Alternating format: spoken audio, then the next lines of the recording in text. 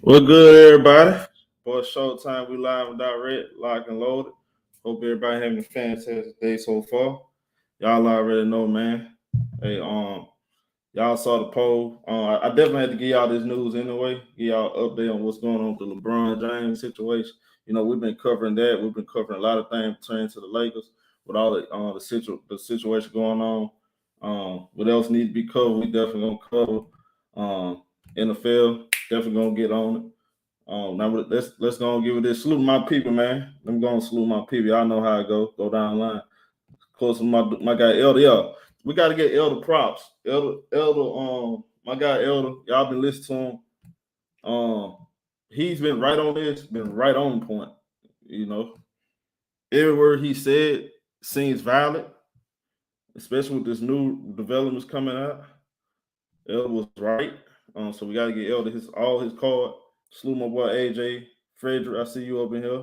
My guy Don Geo, legendary. What's good, AO? What's good, my boy? Trey. Yeah, everything blessed, man. Hope everybody having a fantastic day. Salute, my boy.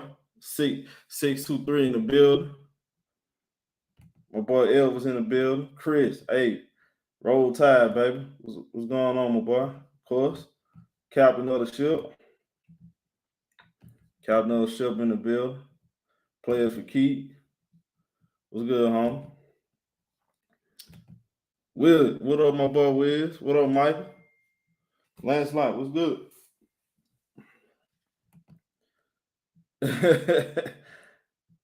right. Hey, Roy, that was crazy, huh? Oh no, we ain't worried about the Bulldogs, man. You my boys, you start talking about the Bulldogs, man. You worried about the Bulldogs. Salute my boy Dante. We're good, home. We're good, best eye. Yeah, okay, so Brian Windhorst, a credible guy, I would say. He's been doing a fantastic job this summer. I have disagreed with a lot of things he said over his career with the biasness towards certain people he like or players or whatever. Y'all know how these journalists do. They try to be biased just so they can still keep their card. They can still go to the parties. They can still get the interviews. They can still cover the guy. Well, this last 2 years, I think he have really branched off, you know, into something bigger than just covering LeBron. I think he's been doing a good job, journalist. Now he sound crazy. I didn't like the comment he said about Golden State. Like that was an ignorant comment he made about Golden State. As far as like the little money thing, the little money comment. Y'all know what I'm talking about. We covered that. Salute my boy, the realist. Y'all had to go through my channel. Y'all will find that video when he said that little crazy comment, which would sound crazy. But yeah, he's still a LeBron fan. Yeah, I'm pretty sure. But I'm still gonna salute him because he's still doing a good job. Now he said some comments yesterday about LeBron James possibly going back to Cleveland, possibly leading Lakers. I'll let y'all listen. I don't sense that LeBron wants to leave the Lakers, but I would be remiss to not point out that the Cavs have positioned themselves to have huge salary cap space next summer when LeBron could potentially be a free agent, and they have this growing young team. In fact, the team that they have right now is more potent than the team that they had that he returned to in 2014. Now you listen to that comment right there. He's basically like, it's kind of sounding like to me right there, or as if he left, he leave. He's not. He know he's gonna stay in LA, but he's not. Like he's gonna leave the door open for the possibility. Well, according to Marc Stein, he's been of ESPN. He came out and basically said that the LeBron James extremely happy in Los Angeles despite the Lakers' recent struggles. You also noted this, y'all. Now this seems like a bigger issue, and I think to me this is draining Laker fans and it's draining the organization. I'm pretty sure Rob Pelinka, he's smoking probably 4 packs of cigarettes dealing with the current state right now with the Russell Westbrook situation. I don't think I ever seen a situation like this. Like this situation right here, it's just crazy. So Marc Stein came out and said LeBron still badly wants. And you know what's crazy, y'all? I want y'all to think about this. I never, bro. They are putting this in our face over and over and over and over that this is what they want. They want Russ out of there. And then if you go read depth into the report, they saying Russell Westbrook knows it. So that goes back to what I was saying about my video, the fake love affair. And I'm not saying that Darvin Ham was fake. I'm not saying that because I think Darvin Ham really being authentic. If you listen to Darvin Ham, he's not really being fake. He's actually being honest, and he actually believes in Russell Westbrook. I don't think it's none less and none more to him just really believing in Russ and wants to give Russ a chance. I just claim all this stuff on it, you know, the guys around this situation. They're there the whole year last year. But let's move on though. So let's dive deep into this. So it says right here, LeBron, of course, will become eligible next Thursday to sign a contract extension with the Lakers. That could be worked up to the project of $97.1 million over the next 2 years. If LeBron doesn't agree to an extension with the Los Angeles Lakers, he will retain on track to reach free agency in 2023. According to Marc Stein, sources believe on the matter said LeBron is happy in LA and suggested that his family has become increasingly entrenched with Southern California in recent years. Stein added that the belief in league circles is that LeBron is unlikely to consider leaving the Los Angeles Lakers until, hey, everybody already know this. Well, I ain't gonna say everybody because some people still speculate, but you see right there, he's not gonna leave until 2024 when he get to play with his son. Now, is it possible that his son could be a Laker? Who knows? Maybe he spend the rest of it. Is that a possibility? Because I want to know this from Elder. What he think about that? Is that a possibility that his son might be a Laker? And LeBron say, hey, let's get him to the Lakers in our state. Think about it. His family loves to be in LA. I'm not sure if he's going to be a high lottery pick. So who's to say, all right, the beautiful Savannah James say, I want to stay in LA. Let's just stay here. I'm tired of moving around. And he just said, and LeBron said, you know what? You're right. Let me talk with Rob Pelinka and find a way to get my son. He might be a Laker. I think that's Laker material to me. You know, Lakers are the movie franchise, Hollywood. What's better than having LeBron James on a farewell tour with the Suns? I mean, that sounds like a Laker thing to me. I mean, you tell me. But I know my boy said, Philip Moore said, trade AD for Bronny. How will you trade AD for a high school? That don't make sense. So that's something to think about right there. Of course, you also mentioned this too, y'all. Something about this Kyrie trade, the stuff that's already been putting out there, talking about the Kyrie Irving, Brooklyn Nets, not Brooklyn Nets, but the Pacers want both these first round draft picks. You know this same stuff, and the more and Elder, I know Elder gonna come on here, he's gonna bring up some good points about the Miles Turner, Buddy Hield trade.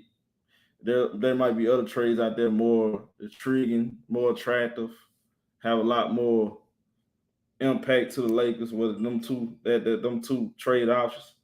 So I'll let Elder come up here and tell you that, but I gotta get y'all thoughts on that. Salute on Raw Will. I don't see, and this is another thing. Do y'all really believe he gonna go back to Cleveland? Because I had to think about this. What would be his? Because okay, he already got the chip, right? All right, he got the championship. Do we really see a third time LeBron go to Cleveland? I don't know. I had to really think about that. Because what'll be like? Because LeBron is always some behind. Okay, he come to LA. I know he wanted to see. If you remember, he wanted to chill. He said a lot of people act like I couldn't play in the West and all this other stuff. He wanted to break the scoring record in the Laker uniform. I mean, that stuff makes sense, right? Why would he he going back to Cleveland to do what exactly? I had to think about that too. That's something to think about. Miami, I don't see that.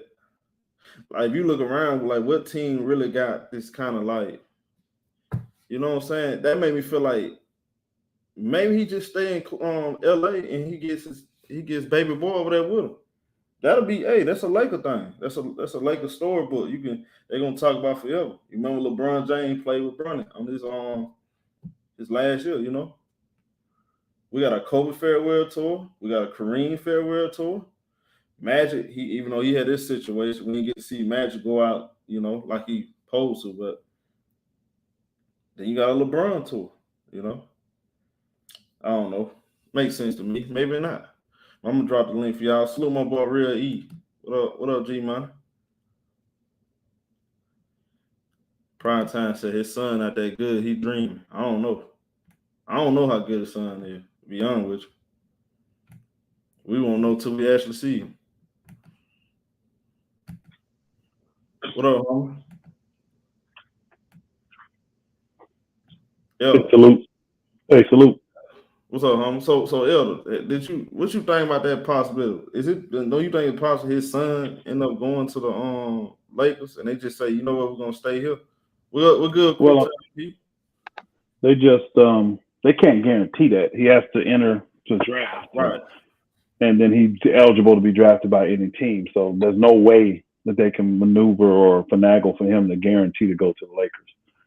So there's just, you know what I mean? There's no way they can guarantee that. That's why he wants to be open and free and available to move if need be, you know, to a different team. But I've been saying it over a year now. It doesn't make any sense for LeBron to lead the Lakers before his son is eligible for the draft. It makes no sense.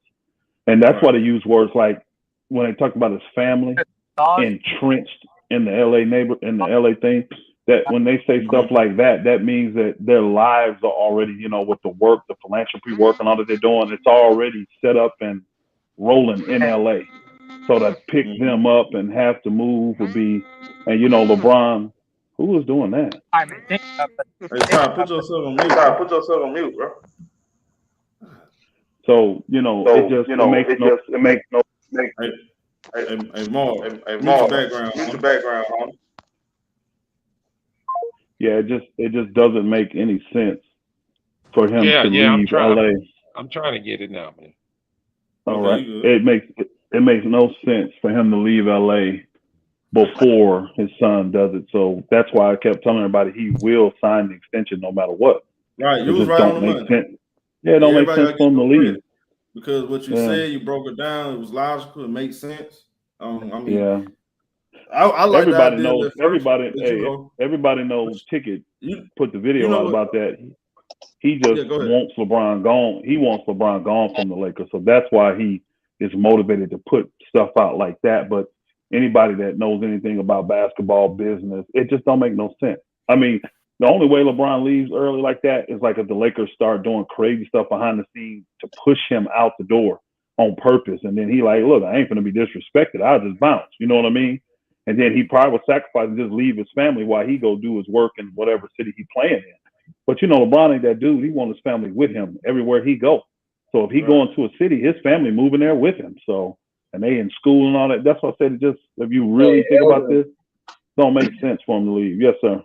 Hey, Bob, salute to you first. Salute, show. Salute, panel. Salute, chat. Hey, but let me ask a question. By the Lakers not really relinquishing control and power to him for him to, you know, sort of dictate the coaching staff and the players that come in, isn't that them sort of pushing him out and forcing him to sort of, you know, not at all, because that's not his job, really. His job is to play. It's not his job to do all that stuff. So it's not like I'm just saying, you know, given the history of LeBron's track record with, you know, having a major involvement, you know, decision making.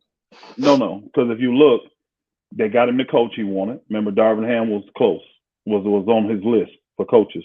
Okay. He got the player he wanted in Anthony Davis. He got the player he wanted in Russell Westbrook. So it's not a clear-cut type of thing where they just totally denying him. He makes requests that they don't fulfill right away.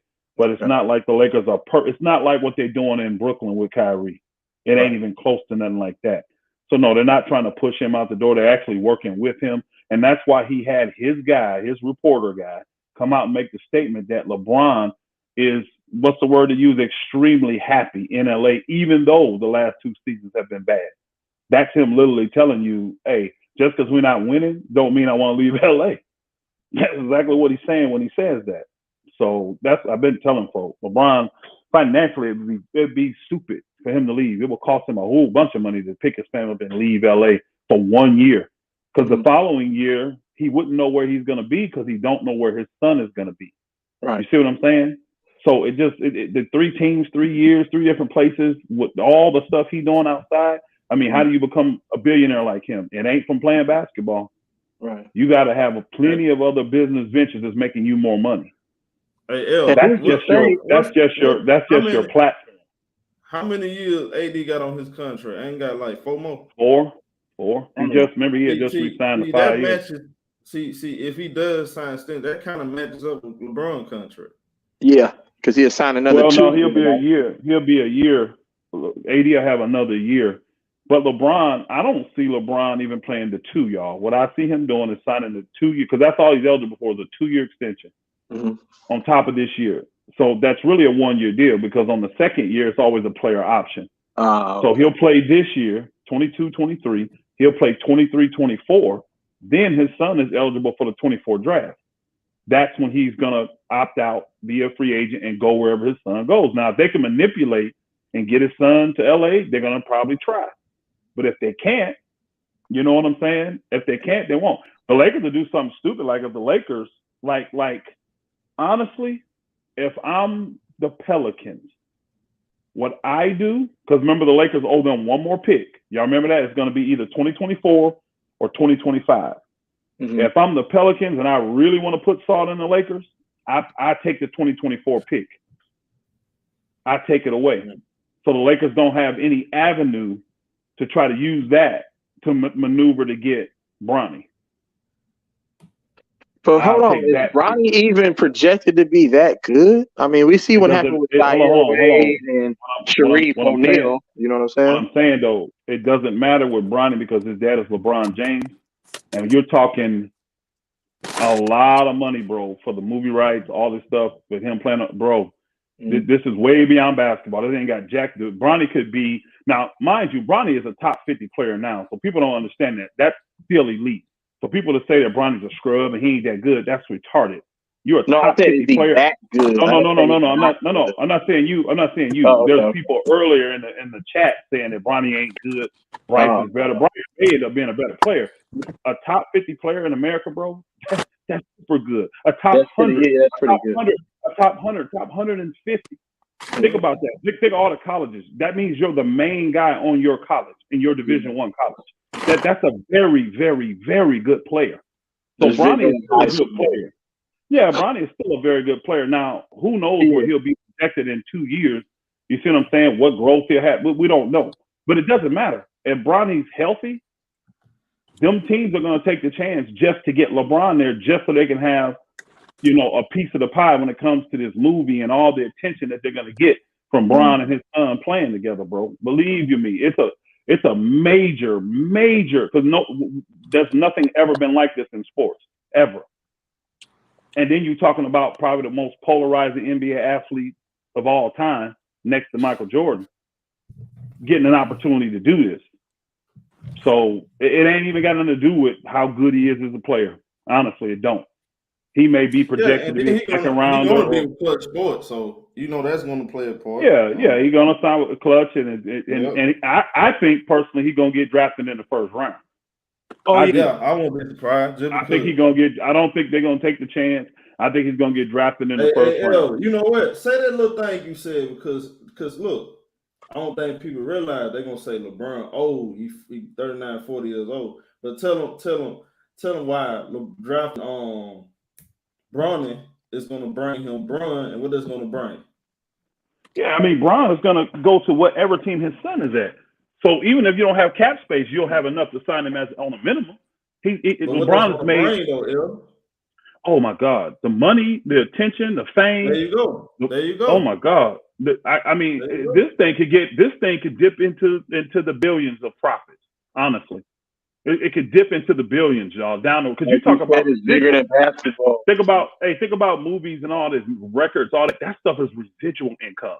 You see what I'm saying? That's not a one-time hit. That's just residual income. You get money the whole time it's being played, the whole time it's being released. You get money off that. So this is why I'm saying these teams going to be fighting to get Bronny just to have the rights to do that. Now, some of them will probably try to honor LeBron. You know what I mean? If you're just an honorable person, you know, if LeBron tell you, man, we don't want to come to Minnesota to do this, you know, you just honor the man and let him, you know what I'm saying? But if he's saying you draft him, I got to come there and do it. Hey, and that's what he's been saying. I'm coming wherever my son gets drafted. So, hey, this going to be crazy. It's going to be crazy when that go down. It's going to be super crazy. So, but back to the LeBron thing, it just don't make sense. It don't make no sense for him to leave, then leave again, then leave again. It just don't make sense. So, yeah, but it's he'll not, be a Laker. It's not a far-fetched thing, like, from happening. Yes, it is. Like, it's not impossible. Yes, it is. Well, bro, nothing's impossible, but it's a very far-fetched thing when you understand. Just saying, given a track record. No, bro, let me ask you something. Where you from? Where you from? Like, where you live? Easy. I'm from the Bay, bro. You're from the Bay. Okay, so you got in the Bay. Now you picked up your family, moved from the Bay. Let's just say you moved to Florida. You moved there though because it takes you to a whole nother level financially, and it's where your family wants to be. You've been here for the last 4 years, and in that time frame, you've gone from being worth $300 million to $1 billion. Right. Don't forget that he's the first active billionaire playing athlete. So that came from him being in LA. It literally did. The stuff he could do, all that. So now you've done that. So you telling me because of basketball issues, you're going to pick your whole entire family up, move them somewhere else across country, do this for a year, then pick them up again, move them across country again to be with Bronny when he comes. Bro, it don't make sense. It just doesn't make any sense at all. It doesn't. Yeah. It just don't. Is there a chance? Yes. And like I said, it would really take the Lakers disrespecting him. It would really take them doing some extremely disrespectful things to him, kind of like what Brooklyn did to Kyrie.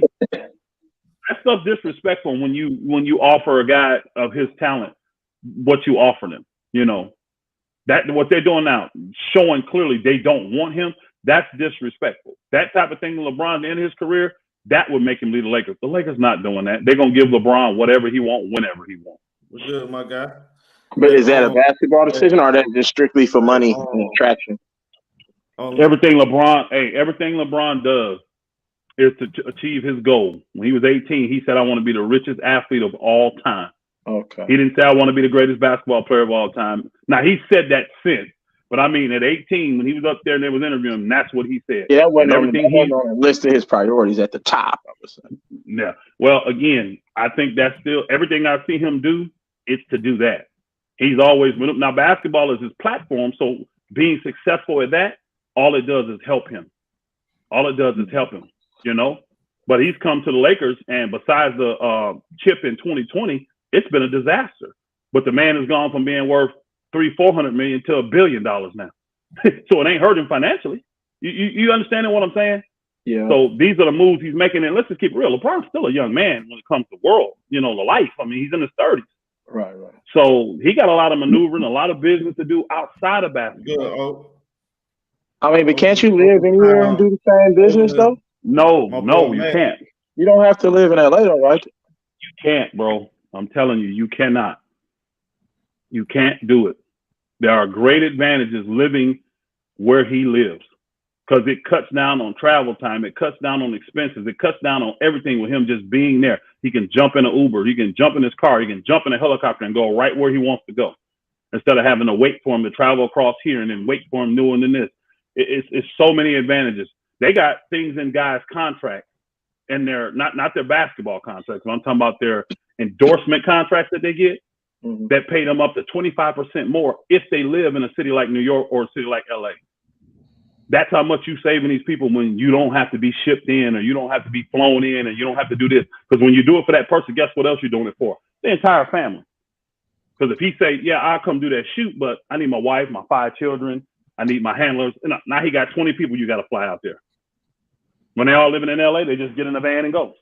As a you fan, understand what I'm saying? As a basketball fan though, and your team, our teams is the Lakers, and so on and so forth. What do you think the Lakers should do with LeBron the next couple of years? Exactly what they're doing. Forward into the future. Exactly what they're doing. I'm just talking basketball now. Yeah, they're exactly what they're doing. Let him do what he wants to do. He wants to stay. If he wants to leave, leave. You don't want to be the one that says, "No, I traded LeBron." You know what I mean? That don't happen with superstars. I would be, if I'm the Lakers, I'm doing exactly what they're doing with LeBron. I'm not trading him, and I'm letting him decide if he wants to stay or go. Okay. I ain't bothering him at all. He gets to dictate it. Let me ask my boy Marv, man. What's up, Marv? Everything good? Hey, salute, Marvin. Salute, guys. What's going on? Good, OG. Yeah, I was just listening right now. I'm on my computer doing some research. I just like to step in case it gets full because I want to chime in. But I agree with Elder definitely. This is the money thing, guys.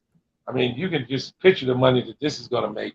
I mean, I agree in totality on that. I mean, as far as what he does, I think the Lakers doing the right thing. Hey, LeBron's the cash cow, man. You don't just throw that away. You know? So I'm just gonna step back, but I'm gonna stay on. I just want to listen, and when I feel, I'll just try to chime in when I get a chance. Salute to the chat, to the panel. I think them 2 years of LeBron career, it's gonna be, especially last year, whatever. He probably got was it 2022? Let's see, probably what 2-3 more years he gonna play. I think them years right there. I'm telling y'all, especially Laker fans.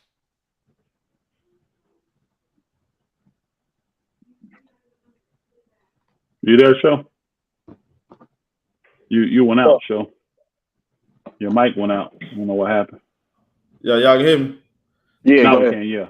Yeah, I was saying, like, especially this year, I don't think Lakers gonna have championship aspirations. They're just gonna enjoy LeBron. Well, as of right now, I can only speak for right now. Now things can change within 1 month, 2 months, but I can only speak for what we seeing right now. It looks like this next year is all about LeBron chasing the scoring record or whatever. I'm pretty sure they're gonna be more competitive because they got a coach. He's not going to just. They trying to. Hey, show. They trying to win chips, bro. They trying to win chips. Yeah, I mean, I would hope. I mean, I want to see some kind of competitiveness over there. I mean, that's why they trying to maneuver. You know? That's why they trying to maneuver to get Kyrie and add a piece to it because they know even with Kyrie, they still need another piece. So that's why they trying to maneuver the way they are. But they definitely want to win chips. It ain't about just the scoring title. They don't. That's nice. They want that because that's just another. Thing to put on the Lakers thing, but no, they want to win chips. They want to win. They ain't spending all this money. They ain't spending all this money for nothing. Hell no, they in a luxury tax. They want to win a chip. They're extremely young outside of LeBron. You saw that part where it said LeBron wants to Kyrie gone, right? And Russ knows he wants Russ gone. He wants Russ gone. And Russ knows it. You know what I'm saying? Like that kind of Bro, that's crazy. ShowTyme. I said from day one that LeBron, the thing I don't care about LeBron is how he has to move like a politician. And I say how he has to move like a politician because of his personal goals. When you have a goal to be the richest athlete of all time, y'all have to go back and look at some of the money some of these athletes have made. He didn't say basketball player, y'all. He said athlete. So you got to go look at these race car drivers. You got to go look at these horse jockeys. You got to go look at these soccer players. Some of these boogers are making $150 million in 1 year, bro. And he said he wants to be the highest paid athlete ever.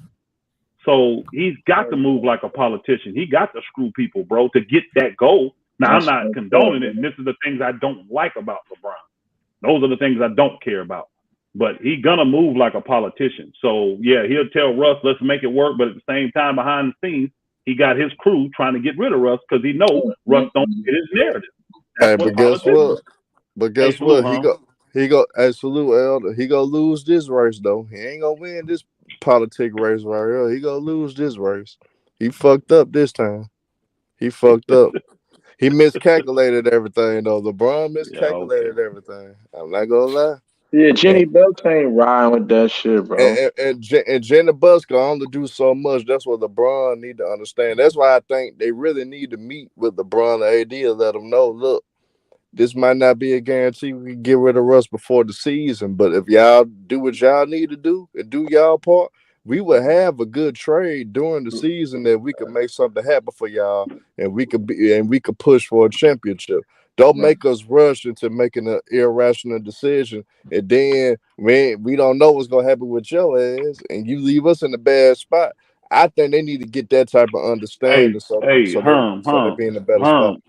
I want to get your understanding of what you just said, so everybody else can. You said we don't know what your ass gonna do. You could leave us in a bad spot. Now tell me what LeBron could do to leave the Lakers in a bad spot.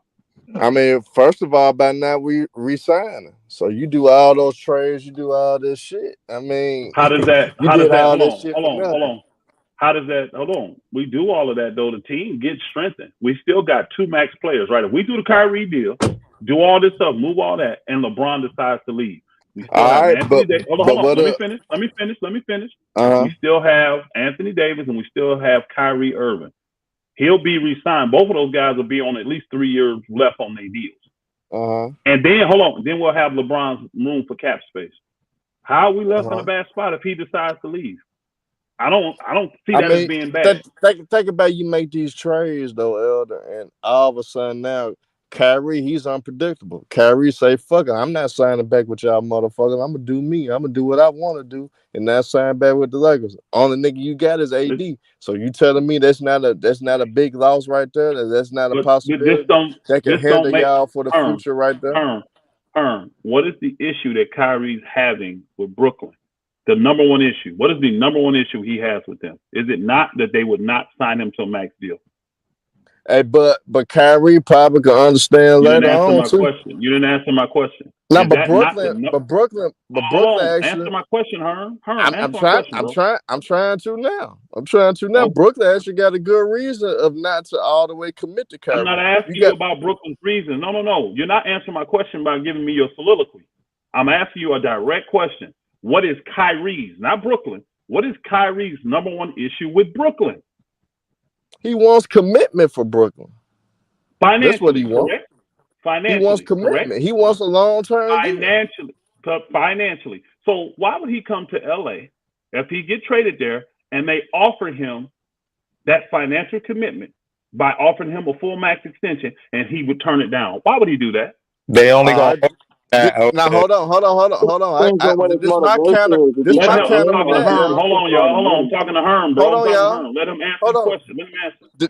This my counter with that, Elder. Are you the same person that said that Kyrie Irving would have the balls enough to sign for $6 million to the Lakers? He does have that. Yeah, he's that type of person that has that kind of ball. All right, so what make you think he won't have them type of balls to say fuck it? Because I just don't want to be here. I'm gonna turn down the max deal that the Lakers offer me. I don't think that's realistic because that's the issue. I mean, I don't think that's realistic. But you asked Kyrie to sign for $6 million though. So I mean, we both on the same page. Get it right. We didn't ask him to sign for $6 million. That was one of the options. I'm talking about you. Hold on, Herm. I didn't ask him. I didn't. When that option was on the table and he made the veiled threat that it was a possibility he would do it, I said if anybody in the league would actually do some stuff like that, it'd be Kyrie. Why do we think that? Because Kyrie had just left $17 million on the table this past year. So it's not like he didn't have a hold on. It's not like he didn't have a history for us to believe that he would do something like that. You see what I'm saying? But do we agree that he's unpredictable, right? No, I don't agree that he's unpredictable. So you don't think Kyrie is unpredictable? No. That's like a direct answer. No, I do not believe he's unpredictable. No. So this is what I think. I think Kyrie not getting a max. If LeBron don't sign this extension, Lakers are not comfortable with giving Kyrie a max deal. He will not get a max deal. That's what I believe. I don't agree with that. I do. I don't agree. Elder, you got your little followers telling us to give it up, Herm. Man, with Russell Westbrook on the team, I'm not. Hey, Herm, you know, Herm. Hold on, Herm. What all y'all niggas gonna say? Herm, hold on. You know when I'm in the panel. Hold on. You know when I'm in the panel, I'm not in the chat. So I don't know what the chat is saying. I'm in the panel. I'm not looking at the chat. By the All-Star break, Herm. That's when he goes. Your hypothetical and your theories don't make sense is what I'm trying to show you, sir. That's all I'm showing you. But they don't make sense. But y'all theory mine makes much more sense. Nah, but y'all theory is weeks ago. No. What I'm saying weeks ago when y'all was talking about Kyrie probably will leave Brooklyn and sign for $6 million. Did that make any sense? That he'll leave and sign for $6 million? Right here, y'all. And not sign and not sign the 1 year deal? Stop, Herm. That's not our theory. When that was going down, that was one of the options Kyrie had. Not only. But why y'all were considering it though? Y'all considered it. The man The man had just left $17 million on the table the year before. But because why, of his personal beliefs. No, but why would he leave $30+ million on the table to sign for $6 million? Let me answer.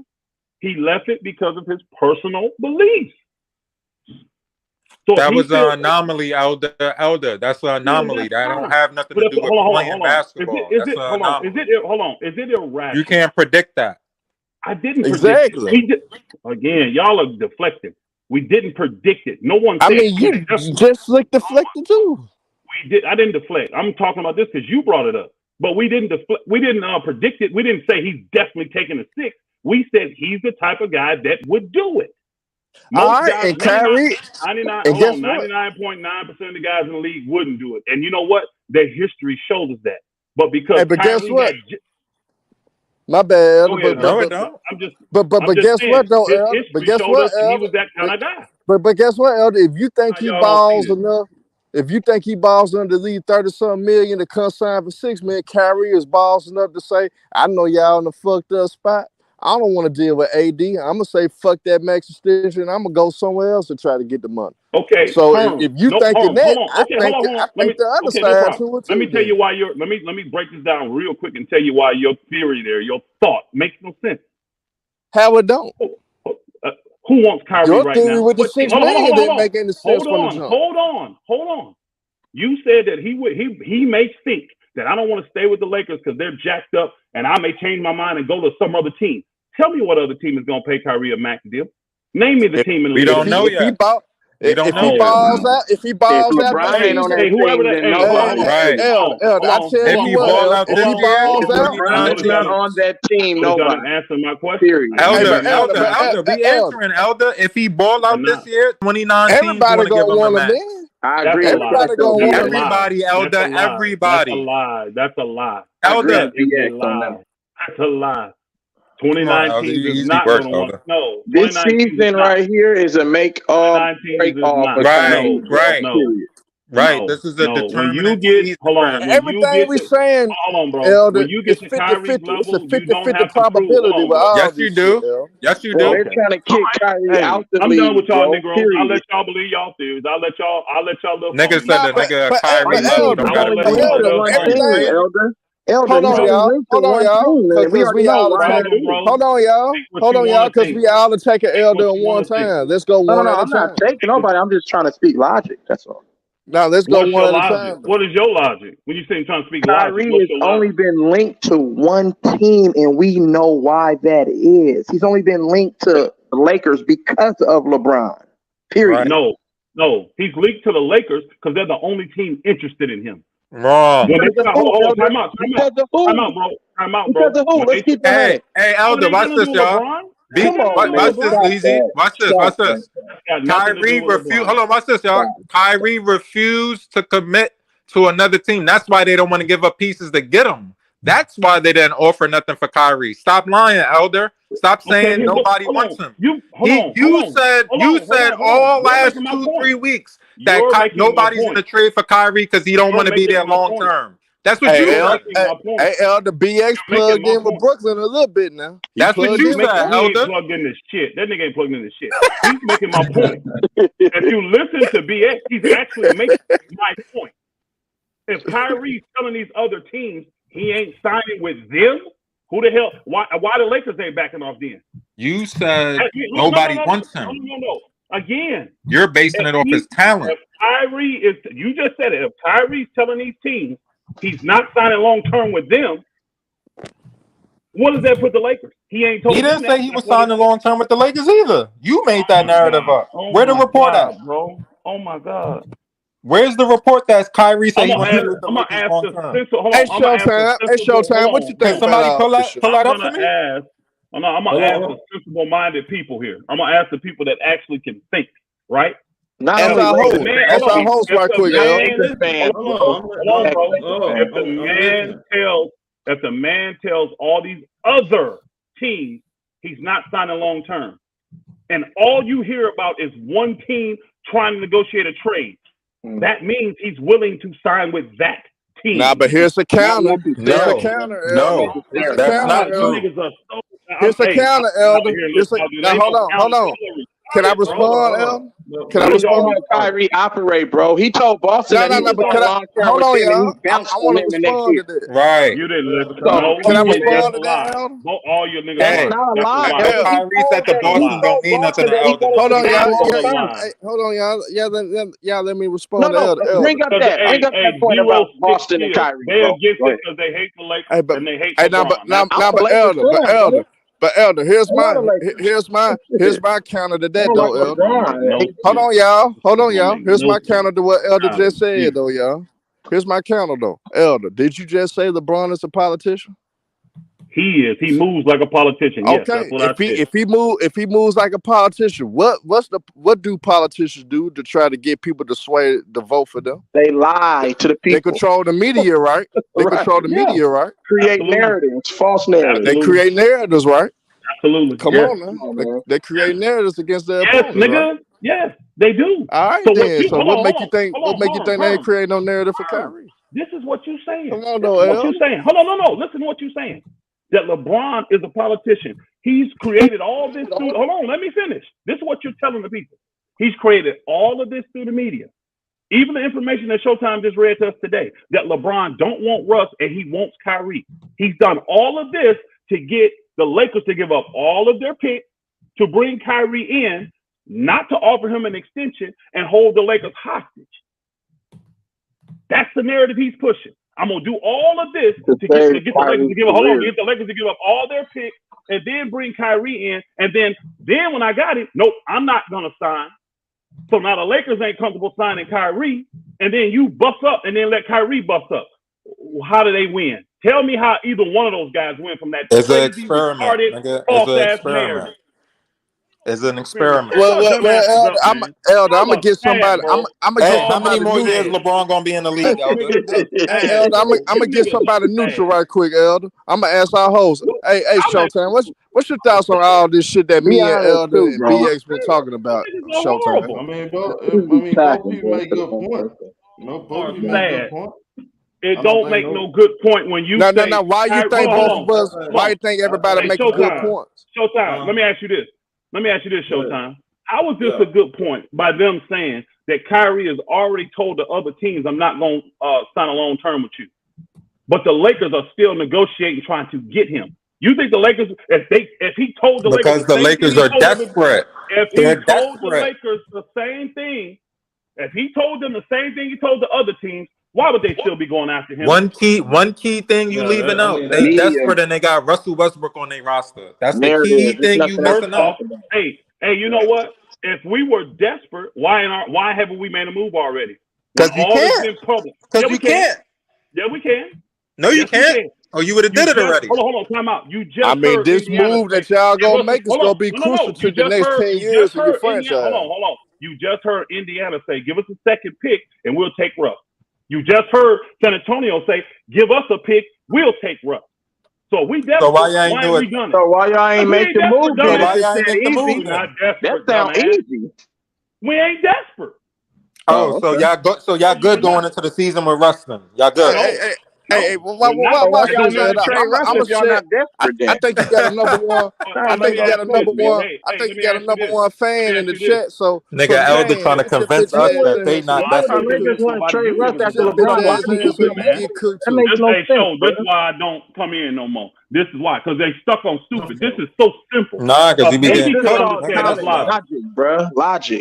Baby could We ain't understand. talking about money. I'm They're talking pushing their let me retarded narrative. They come up with all these crazy hypotheticals that make zero sense to And anybody you that don't? knows anything. No, I don't. So I everything you say come to true. So why It makes- no, I didn't say why come the to Russ truth. deal ain't It get makes done July sense, though. 4th like you It said? makes sense, dumbass. So why the deal didn't get done July 4th like you said, bro? I never said July 4th. Who said I said that? Oh my I God. never said that. Let me. I never Elder said a deal mentioned was done by August the July 4th. I remember Hey, y'all Elder saying mentioned the I've Lakers never was gonna said a get date. motherfucking Stop Jeremy it. Grant and all them motherfuckers last year, and that shit didn't happen. I never said date. Stop it. Yo, bro, this is hold on a second, y'all. Stop it. Yo. Hold on a second. Hey, the Lakers could have got Jeremy Grant last They year. didn't do it. Well, y'all was talking like it was set in stone. Shit. Nobody was. It was an option. But the Lakers were smart. They didn't want to pay that nigga a max extension. Oh, they smart. That's why they didn't get him. Yeah. So the He smart ain't worth thing a is to max keep. extension. So the smart thing is to keep Russ and not make the playoffs. That's what Yes, you're saying. I would Elder? rather hold on. I would rather have Russ and deal with him on short term than give Jeremy Grant a 4-year max extension. Hell yeah. That's much better business. I just want to know what the hell y'all. I just want to know what the hell y'all gonna do when Russ on the You'll team. see. What y'all Not gonna do? injury prone. Shit. Y'all You'll running see. that street, boy. You give him a max extension. He been on. Hey, it's amazing. No other team did it last year either. Why did none of the other 28 once teams this do nigga it? Elder said the Lakers not desperate, Answer those that's where questions. we lost. Portland We're gonna not be desperate. better though this year. I'm telling We're you. not desperate. If we were desperate, we'd already made a move. There's moves to move Russ right now. We'd already done them if we were desperate. No need for us to make a move right now. That shows you they're not. They don't need to make a move, period, in my opinion. Just ride it out with Russ. Yeah, what y'all waiting on now, Elder? LeBron lobbied for Russ. Why now all of a sudden after a year That you nigga want to gonna trade start the him? It makes season no as a sense, Laker. bro. Showtime. I know you Hold say on, you bro. want the The Lakers brother to up make there the in the best corner. Hold moves on, the brother possible, up there in the but that corner. nigga still gonna be a Have you Laker. ever made a bad decision, bro? Have you ever made a bad decision in your life? Bro, everybody know Russ. They've been knowing LeBron been knowing Russ game forever. He played on multiple All-Star teams. Come on, bro. You're not answering the question.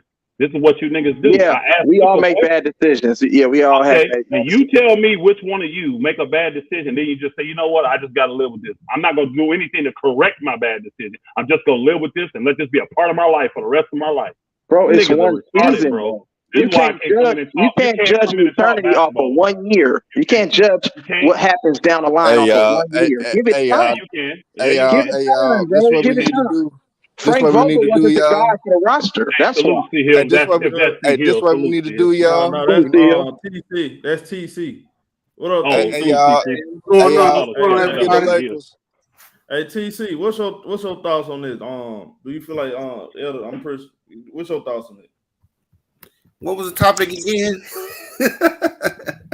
Well, we talking about Hey man, just pray for the Lakers, man. Bronny That's all I James gotta teaming do. up Get the Lakers a moment of silence. Oh yeah, LeBron's gonna leave the Lakers don't. If the Lakers don't get Kyrie, LeBron is not going back to Cleveland. I don't think LeBron's gonna leave the Lakers. He got too much money and too much interest out there in LA. He's not gonna leave LA. Outside of basketball. Nah, but all Jenny Bus worrying about the nigga just breaking the Kareem record in the Laker uniform. After that, I think honestly she don't give a fuck about what happened to him. Oh yeah, I honestly believe he said it wrong. I don't know who. Hey, Elder, you know who back in her ear, right? You know who back in her ear and back in her corner, right? You just one of the craziest motherfuckers. One of the most. I'm gonna enjoy. Hey, Herm, you my guy, but I'm gonna enjoy seeing that cash app come through. Man, I'm gonna enjoy getting it. Hey, I already made it. Hey, Elder, I already made a request to Showtime. Soon Russ start the season off with y'all. I'm gonna enjoy seeing that. Soon we get a hint. Soon we get a hint that we know Russ gonna start with y'all. Russ gonna have the live stream. I mean, Showtime gonna have the live stream up. Talking about Russ still. That's what he believes. Hey, y'all, hold on a second. I think the Lakers are just waiting. Hold on a second, TC. The elder guy, he's this. Ren said the elder guy is capping hard for Bron. Anyone who knows basketball knew that Russ going to LA was a dumb move, but Bron won it. Lakers aren't winning jack as long as Bron is there. I'll let Elder respond. Can I answer that? Because I don't think Bron. It's just a statement. He didn't ask no question. He just made a statement. Didn't he? Ignorant statement, but he made a statement. He liked that. There was no Elder comeback. Elder Elder comeback would be what he would say. Shit, we already won the chip, so shit, it don't matter what y'all talking about right now. Really don't. What you say, bro? Say it again, man. One at a time, y'all. TC, go ahead, baby. Listen, what? Hold on, I'm finna start putting, bro. No, I'm listening. Hold on, y'all. Hold on. This is my thing though. Let's be honest. So y'all don't get so even with LeBron that he still can play at a high level. The problem is, in my honest opinion, I don't feel like they are doing the best they can to build a team around him and AD to compete for a championship. I mean, it's like they shot their load completely out of 2020.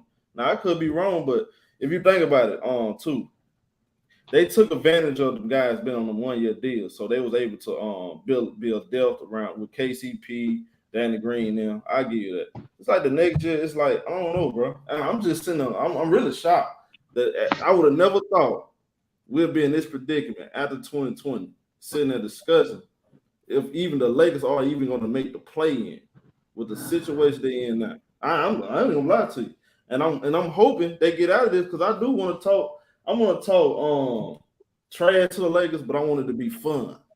I can't talk. So you went out again, show. Yeah, you made it some good points. But well, like again, it's more about the money at this point and not about winning. So hey, I'm not my mic. No, hold on, bro. Don't put words in my mouth. I did not say that. I never said that. You said it's about the money, though. No, I did not. You talking about LeBron specifically? Yeah. LeBron, he's the team, right? LeBron, hold on. Look, I so you don't have to say what I didn't say. LeBron moves are made calculated because he has an agenda. He wants to be the richest athlete of all time. But I also said that him winning helps his agenda. So I'm not saying he don't care about winning. He does. That totally helps his agenda. Basketball is his platform.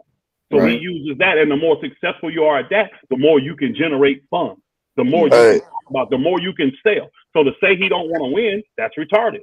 And I never 4 out of 5 years losing. So Elder, bro. This is the 4th year. I'm gonna pray for the Lakers organization. 3 out of 4. Excuse me. 3 out of 4 not succeeding in what you set out to accomplish. Here's the key. We won 1 though. That's the thing you want to know. You got a chip. I told y'all that's his comeback. No, hey, hold on. Hold on though. But in the last 4 years, in the last 3 years since he won in 2020, it's 2022. We've had 3 seasons. 2019. No, we won 2020, bro. Get it right. Yeah, I know. We won 2019 was a failure too. We've had 3 basketball seasons. Right. LeBron haven't missed the playoffs in 20 years, in like 17, 18 years. That's irrelevant. He still won a chip. You want to ignore that? He got it. He got a chip. He got a chip. Yeah. But you know the standards and the expectations for the Lakers organization is higher than a bubble. That's all I'm saying. It's chip. What's your response? Everybody saying you've been wrong for the last year. Everybody I don't care what the Lakers got a shot, but I just blame their bad. The Lakers don't have a championship roster built around LeBron. They got not right now. They don't. Period. They don't. Even if you get Kyrie, that's not a championship roster. Period. Okay, that's your opinion. That's your opinion. Everybody else is young. No other veterans on the team. Nobody else who's been in meaningful playoff games, games down the stretch of a game where things get intense and get tight. You have to execute. You have to be on your rotations defensively. They don't have the roster to win with Kyrie or Russ, bro. Period. Okay. That's just what it is. Okay. No problem, bro. No problem. I would think the 3 guys that they got, the main 3 guys, they've been there. They've been there. Okay, but they didn't make the play-in last year. That don't mean shit. They don't want shit. Hold on, bro. They do. They were hurt. No, bro. It doesn't matter how they didn't make it. It don't matter when they because they already had a culture and a championship team built. They missed the play-in but got their key guys back and made a run. Hey, bro, Jordan was 6 for 6, right? He didn't make the play. He didn't make the championship every year. No, he didn't. Did he lose it? Hold on. Did he? Hold on. No, he didn't. Go back and look, bro. Swept in the playoffs a couple times. But he made it to the playoffs. He got swept. He made it. Stop it. And he made it to the playoffs every year. Obviously not his first. He did not make it every year. As a Chicago Bull, yes, he did. He didn't make it when he was at the Wizards. Oh, yeah, of course. He made it 13 years with Chicago. What's your point? Whatever. Whatever. Nigga ain't missed no playoff, nigga, as a He didn't Chicago make it. Bull. He didn't make it with the What's your Wizards. point? I could have swore he didn't make it his rookie year. Yeah, he Nah, didn't make it well, his rookie year. I don't think either, right? Yeah. yeah, And he then he broke did. his foot, right? He broke his foot. He came back and they went to the playoffs. Nigga, what you talking about? Yeah. Not when he played with the Wizards. We know that though. Oh, they exclude that. They exclude that. Wait, hold on. They're not excluding anything. He didn't make it. You know He what didn't I'm make saying? it as a 38-year-old. Okay, That what's your Wizards point? team was trash. Hold on. point, Your bro? point is you call. Hold on. Your Nigga point wasn't is trying you to call make the LeBron playoffs out with for that not Wizards making it as team. a 38-year-old. That's the point. Hey, as a You call LeBron 38-year-old. out as a Hold on, watch 38-year-old this. for not Watch making this, it. y'all. Jordan wasn't playing for As a championship with the Wizards uniform, bro. 38-year-old with that Wizards team with no Hall of Famers, he won It more doesn't games Jordan matter. was than the not team this playing year. for Kareem championships in a Abdul-Jabbar was Wizards winning when he was uniform. that He was age. just playing to prove a point that he can still play at a high level. That's it. He wasn't playing for championships in a Wizards Hey, uniform. Keep it 100. hey, if Kareem was still doing that at that age, then how come the last time Kareem won the fucking Finals MVP, he was 30 years old? So he played 10 more years and then went no Finals MVP, but went to 10 Let me do finals. some math right Let quick. that I sink. think he was older than that, buddy. I think Yeah, I he was older know. than that. Let me do some math. No, he No math wasn't. Go is look hard it for up. niggas. Go look it up, bro. What did you Math say, is hard BA? for niggas. I know. Let me look it up. Why he only got 2 Finals MVPs out of 6? We're good, What's then. your point, bro? Salute. Why are you mentioning Kareem And for? then He could plus, get cooked too. Finals What up, MVP bro? is voted by the media, so that's He kind could of get cooked too. It'd be nice to Kareem get back could to get the cooked. topic instead of listening to all these hating Yeah, ass get niggas. back to it. All these spoiled ass, hating ass, sorry ass niggas. Ain't It'd be nice nobody to get back hating, to the bro. topic. I'm just keeping it 100, bro. Let me Hey, ask. that's why I don't come If it in. don't work Talking Be about out, you gotta obnoxious come Kareem. when back I in quit and coming stand in. on your nuts, Let me bro. ask. Because you act Let like me the ask. Lakers gonna win Why I championships don't every come in. year. Be Gotta honest with listen your to this squad, bro. ignorant. Well, Elder Shit, ain't I was said nothing honest about with winning one no of my This is championship. squad. ignorant. Shit, I But didn't think the Warriors was gonna win this year until late in the season. You feel me? to be Yeah, he honest, won Elder the ain't said Finals nothing about MVP no. when he was Hold on, 38, nigga. Do the y'all. math. Hold Do up, the bro. math. Go ahead, show. Hold on. I see 2 C's on here. I try to nail the hell out that Yeah. mute button. Talking all over. Yeah, I know. Go ahead, show. Hold on, man. God damn, you made me forget what I was finna say. But Elder I was ain't really saying, be like honest with your team. y'all jumping on Hey, Elder. Elder ain't saying I'm no. not jumping on Elder, bro. I'm just trying to speak logic. What's And this wrong? man Hold talk up. on his own show, bro. Shut the hell God up. dang. What's going on with these niggas? Damn. This These type niggas of ate shit candy? fueling. Hold on, show. You saying that I'm attacking Elder and I'm not. Hold up. Gee, I'm trying to get my thoughts together. I forgot what I was finna say. But Elder ain't said nothing about winning no championship. He just, bro, what y'all want the man Elder to say? Let's be honest. What do y'all want Elder to say? He trying to look at it as the glass halfway full. I don't know what y'all want Elder to No, say. I try to look at it from a realistic standpoint. I told you this type of stuff, it brings in the people that hate the Lakers and hate LeBron. So their mind's gonna be skewed. It's gonna be skewed towards that. And you're gonna believe whatever you want to believe that don't benefit the Lakers because you don't like them and you don't do that. That's how I don't like having conversations. Because the shit I'm saying makes total sense to anybody that understands basketball or business. The shit they saying, the hypotheticals they throwing in there, the shit makes no sense. Kyrie gonna tell all these teams, I'm not signing with y'all, to run them away just to get to the Lakers not to sign. What kind of sense does that make? I didn't say that, but That's what they said. That's exactly what BS ass said and Herm said. That's what they said. They want y'all to believe that Kyrie's unpredictable and he's gonna tell all these teams, I'm not interested in signing with y'all. So he runs off the 28 other teams. Then he gets to the Lakers and won't sign an extension with them. And LeBron makes the Lakers trade all of their assets just so he won't re-sign and so his boy don't re-sign. You niggas was on crack. L, there's one thing you didn't mention yet. Crazy. You ain't mentioned that trade we talked about last night, which I thought that's a that talking about Utah. Now people laugh at that. I'm telling, but L, listen, people laugh at that. But I'm telling you, with the type of coach, my guy Ham is.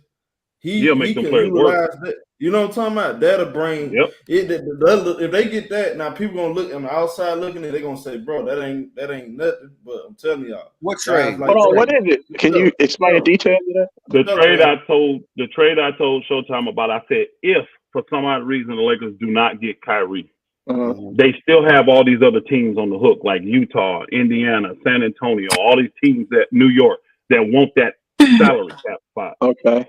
He's right. Hold on. I said Utah. Once the Utah Jazz trade Donovan Mitchell, which everybody assumes they're going to do, they're going to get 3 or 4 players. They already got 5 players back for old boy Gobert. You can only go in the training camp with 20 guys, y'all. Now that includes your exhibit 10 and your two-way contracts. That's 5 right there. So you're really only bringing in 15 guys. You see what I'm saying? Right. Yep. They just took in. When they do the Donovan Mitchell, they're gonna have taken in anywhere from 8 to 10 new guys. They have to move these dudes, and you're not just gonna eat it. You're not gonna just say, "Well, I'll cut you. I'll cut you. I'll cut you." You know how much money that costs you just cutting guys? Right. So they're gonna move these guys. Well, what's the best way to move? What's the best way to move the majority of your players? If you can get if you trade it, and if you can get a big slot, you can do it.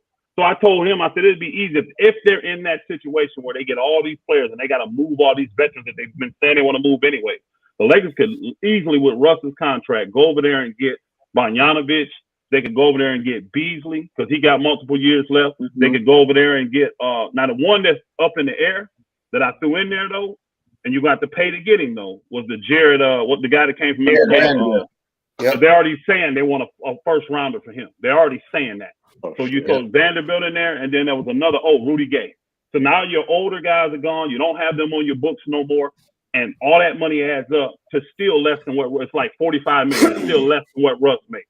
So you can send Russ a first round pick and 3 second-round picks, and I guarantee you Utah will do that deal. They'll take that first for old boy and them three seconds for the rest of those dudes. Man, I guarantee they do that about deal. what coulda, shoulda, man. Knock it off. Hey, let me say something real quick. Elder, that sound legit right there. Hold on, it makes sense. That's only if they don't. Hey, that's only if they don't get Russ though. That's only if they don't get Russ. I mean, time out. Oh boy, it makes sense. Time out. Hold on, time out. Go ahead, Froze. I just want to say salute, and I fuck with y'all points. I think at the end of the day, I think 2 people can work together, and not really have that bond, that friendship.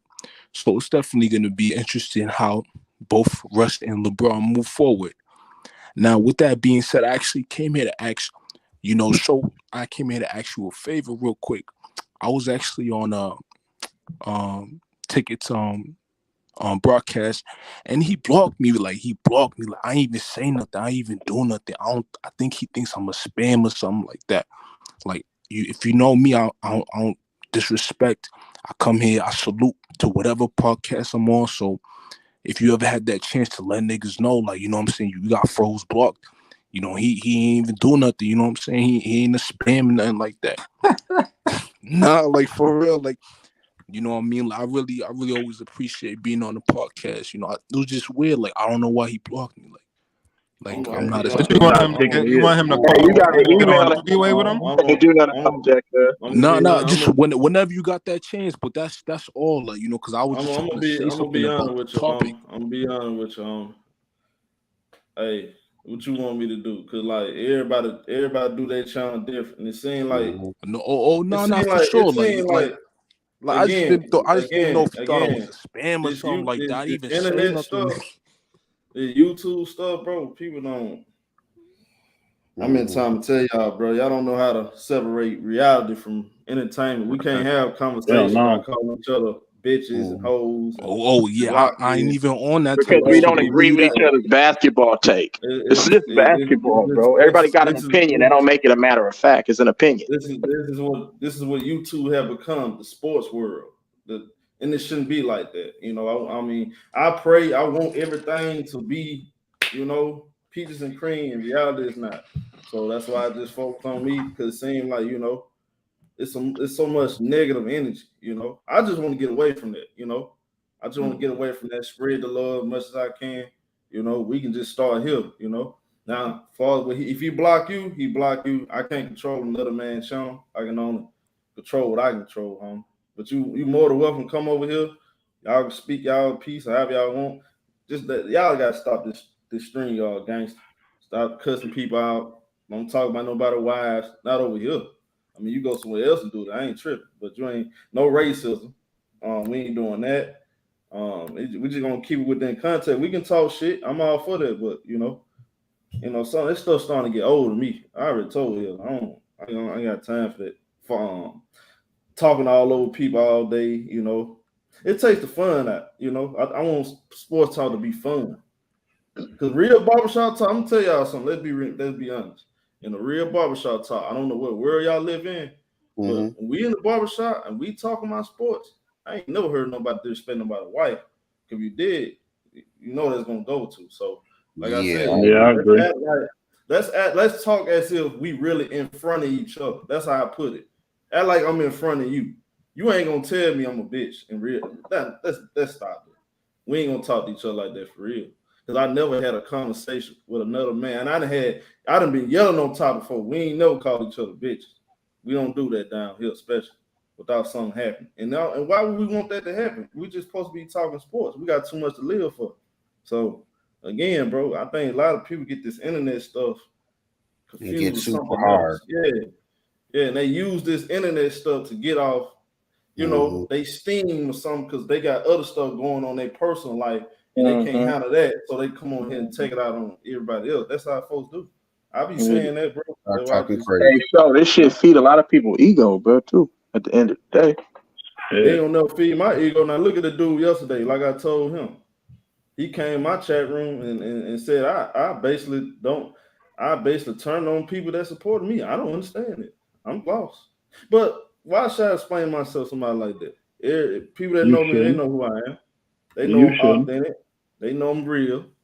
I don't have to explain who I am and tell you I'm this, I'm that. You're gonna see it in my actions. You're gonna tell this really me.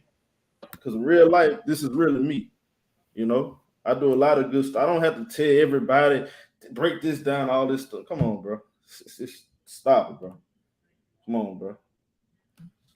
I just be sitting back, man. I just, you know, take it one day at a time, bro. But like Frozen. I mean, I don't know where he went, but I understand he probably want to get on ticket broadcast. I mean, that's figure it out, huh? Who's the C in there now? Who was that? That's TC. Frozen got C too. Okay. I gotta change my avatar. That's me. My fucking display thing, so y'all know who I am. Yeah, I need to change that too. Because Elder don't be knowing who the hell I be on every platform, bro. I don't, because all I see is a blank. I see a little. Right, that's what I'm saying. You don't have nothing on there. Yeah. How you do that shit anyway? I don't know how to do that. You click on it and says that ain't your audio arbitrator. That's what you do. Okay. Yeah, that's what you do. I got you. Yeah, but like for real, y'all, like for real, like we ain't all gonna agree on stuff, bro. That's why I like it over here. I like what I'm building. We ain't all gonna agree. I haven't made one show where everybody agree, and I like it like that. TC came here, he didn't agree with me. Guess what? He be the first one on here support me because he know I ain't gonna disrespect no man. Exactly. You know? Me and TC never agreed on nothing. Not one string. Except for Tom Brady and the Buccaneers. Right. We get to that. Hell no. Y'all shouldn't agree on that shit. Now, look, I'm going with the Buccaneers this year. You gonna listen to my stream. Everybody jumped on my throat. I didn't get bothered. I didn't get rattled. I ain't start calling people out their name. That's sports talk. We all gonna agree. Now we had Big Tone and Anti. Now they were going at it. I mean, that was crazy.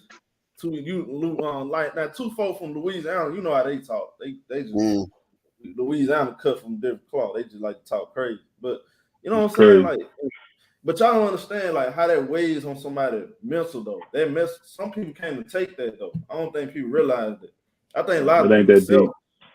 Elder, a lot of people selfish though, Elder. I'm gonna be honest with you. Exactly. No, they are. What you saying to them is gonna affect them. That will affect them in real life, y'all. Y'all do realize that. It shouldn't, but it will. It will though. Yeah, I promise you. Everybody not strong. You're right, so for real. Take that, bro. I'm telling you. I mean, I've seen folks take the smallest little thing and then mess their mind up. Completely. You gotta watch what you say to people. That's very important. I listen to it all day. I see it all the time. Hey, bro, I just got an alert that the Jazz and the Knicks Donovan Mitchell talks have stalled, according to Shams' report. Rudy Gobert trade.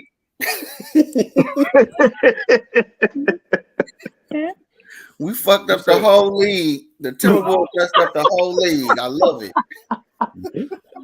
El, you agree with that? I know you would disagree before. What up, my boy? You talking about the Gobert? Yeah, what he just said. Honestly, no. I'm gonna tell y'all what's going on now. Teams don't have to make a move right now. That's true. You got so many things so many variables that could affect it.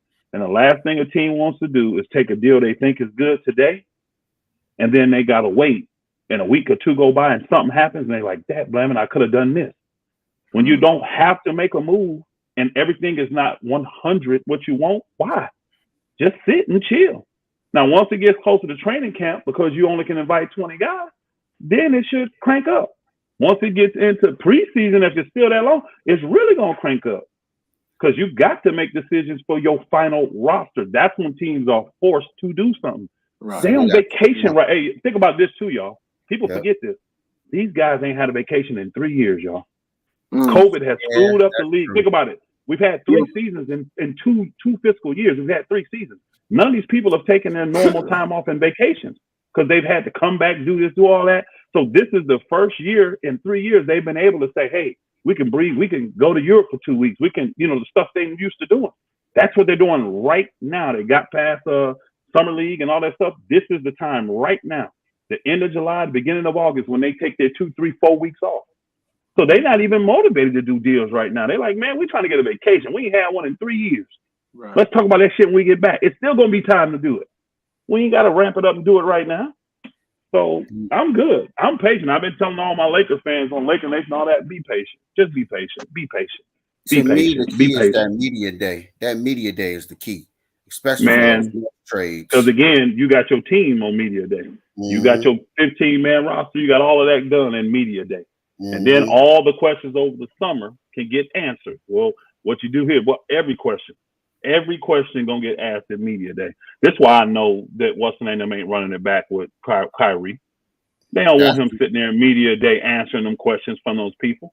It ain't gonna do nothing but expose the Nets no more.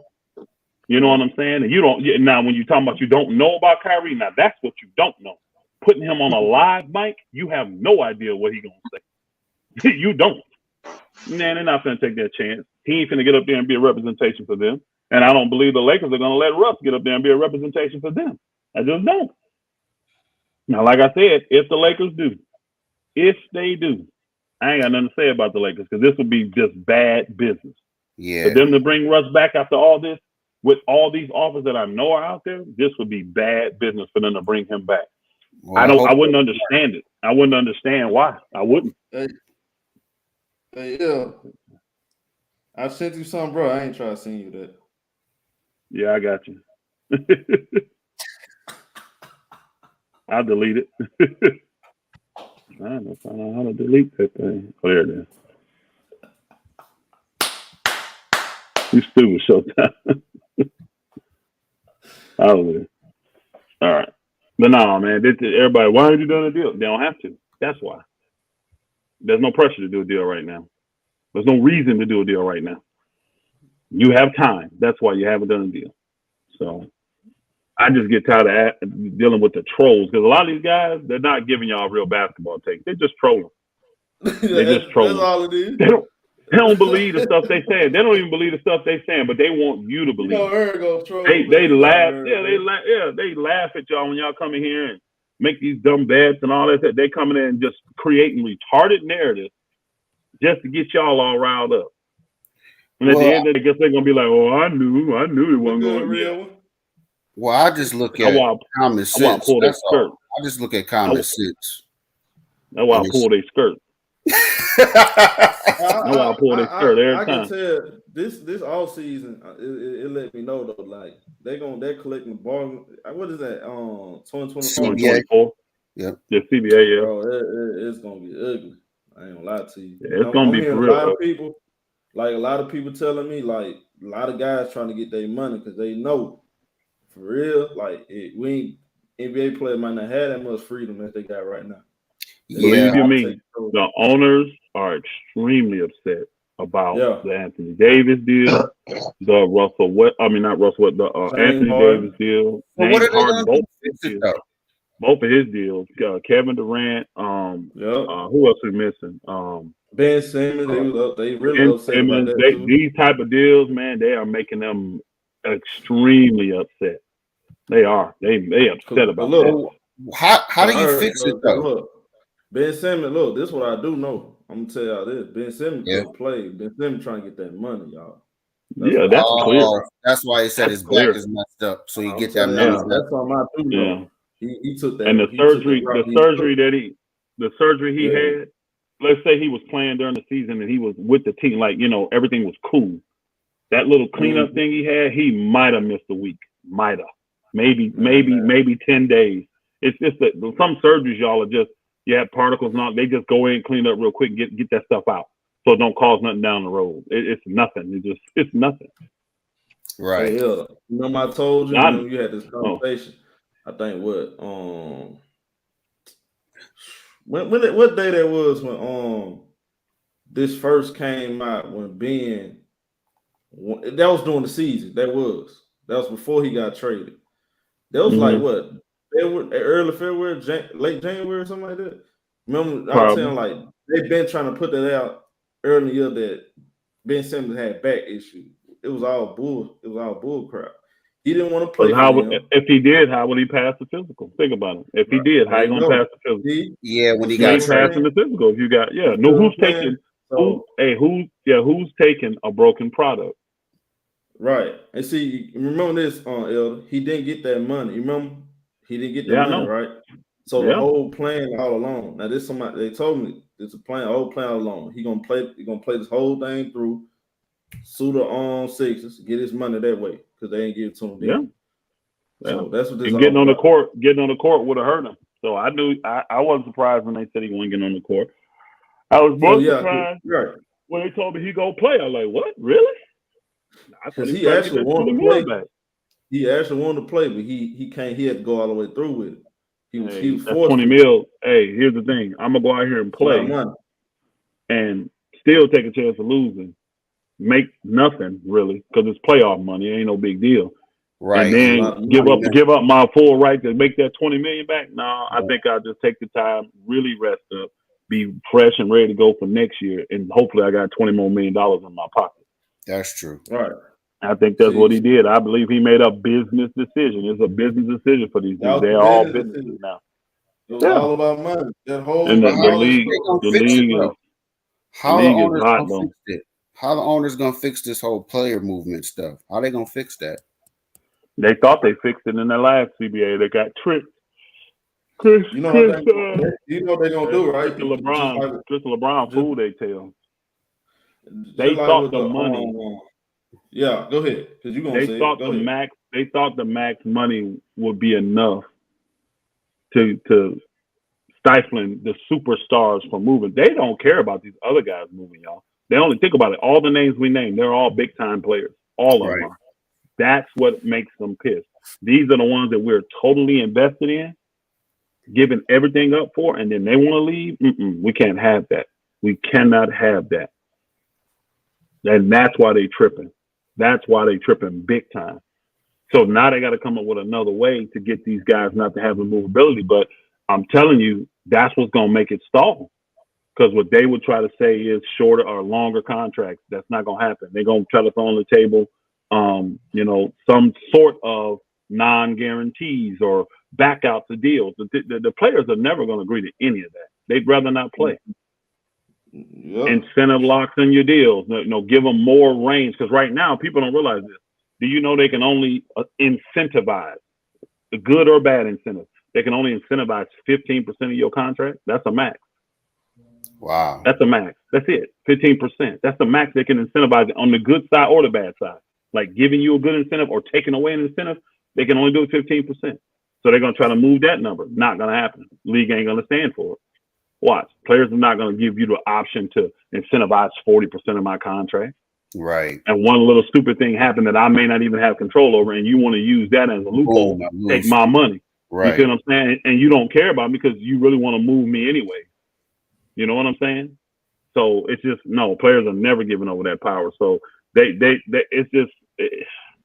gonna get ugly, man. It's gonna get real ugly. I wouldn't be surprised. I wouldn't be surprised if we have a lockout. I would not be surprised if we have a lockout. Yeah. Because they're going to make more money on this next CBA. I know that. They're going to get more what is money. that age? Show, what does the TV deal kick in? Same year or the year after? I think the TV deal kick in 2025, don't it? I think so. That new TV. So that's why they got to have this locked up before that new money comes in. It's going to take to a level where they say Cat's going to be making $80, $100 million a year, yo. Yep. That's what I heard. That much money coming in. They're going to have incentives in the contract. They already said it. They're going to have what now? Incentives. Yeah, but they can only incentivize 15% of that contract. You see what I'm saying? No matter what you do, no matter what, the most you can lose from incentives is 15%. Hey, you see what I'm saying? Can I chime in there, fellas? Yeah. Oh, go ahead, my bro. Let me say it real quick, Mark. I was just sitting back listening. I'm on the computer. I just wanted to chime in right now. I just got off the computer for a minute. Hold on a second. Let me say it real quick. The new TV deal is going to be combined $24 billion by the time the end of the 2024-25 deal, which go with ESPN and Turner Sports. Yep. I think what the trade-off is, they'll probably offer the players more money. More money. It's right here. So hold on. According to a report right here, ESPN will pay $1.4 billion. Turner Sport will pay $1.2 billion. The new TV deal will feature 22 additional regular season windows, 10 on ESPN, 12 on TNT. But that is about the only major change on the TV side. And the NBA announced a 9-year extension with ESPN Turner through 2025. So it's gonna be they're gonna be saying plenty of money. Go ahead, Mark. Yeah, I just wanted to chime in and just say one thing because I'm on the internet. I'm gonna stay on, but I just wanted to chime in and say this. You know, all this leads to guys bagging out of their contracts when they're in the middle of contracts, and the owners are getting upset with the guys. They fed up with it. I mean, it's been going on for a long time, and me and my brother talked about it a long time ago, and what's basically going to end up doing is hurting the young players that want to come in the league now, because what they're going to do is now, every time somebody try to get out of it, and these new guys get new contracts, they can't do it. So what it's going to actually do, guys, is really hurt what's been going on in the NBA in a sense. In a way, the way it's going to hurt them is these new guys are not going to have any leverage. You know how it goes, guys. When you start trying to run the asylum, they try to take over. So what's happening is the NBA trying to step up, man, and make sure guys be committed to their contract. And if we all think about it, how many guys have been committed to their contract? Everybody's trying to get out early. Not everybody, but a lot of guys. And they're tired of it. I just wanted to chime in and say that. I'm going to sit back and listen. Yeah, I listened to David Falk. Did y'all listen to that interview he just did recently on? You said what? I heard a snippet of that interview. David Falk broke it down, and those that don't know, David Falk is probably one of the most powerful agents that's ever been in sports. Michael Jordan's old agent. He's had everybody, all the major stars, and but in basketball especially. But he said that the players have actually always, the superstar players in the NBA has always had the power. He said the problem is that the superstar players are misusing their power. You see what I'm saying? They, believe me, he said behind the scenes, the superstar players come in and tell a team what he wants, and the team pretty much, because he said the reason why teams have to do it is because it's a 50-50 partnership. Like right now, the players have 50.1% of the revenue of the profit. They get to split that. They get 50.1. What's the name of them getting 49.9? You see what I'm saying? But it's really a 50-50 partnership. So they don't really have any choice but to do, because the superstars are the ones that's really bringing in all the revenue. They're the ones. And he said the problem is that they put that. He says the biggest problem is the salary cap. That's the biggest problem. Elder, Trap said they're gonna try to change contract structure, and then they're gonna make them viable. And I heard from NBA players that are in the player options going to be gone. And again, well, the thing is this: they can propose that, but if the players don't agree, what they gonna do? Yeah. They got a lot of proposals they're gonna want to try to do to rectify this stuff. When Right. the players say no, we're not willing to do it. What can they do? I can see them trying to do that. But that's why I said. That's why it's gonna be a lot. See, that's what I'm saying. That's why I'm afraid it's gonna be a lockout. I think there's gonna be a lockout. I believe it's gonna be a lockout. That's what I'm saying. Cause like, I think there'll always be a salary cap.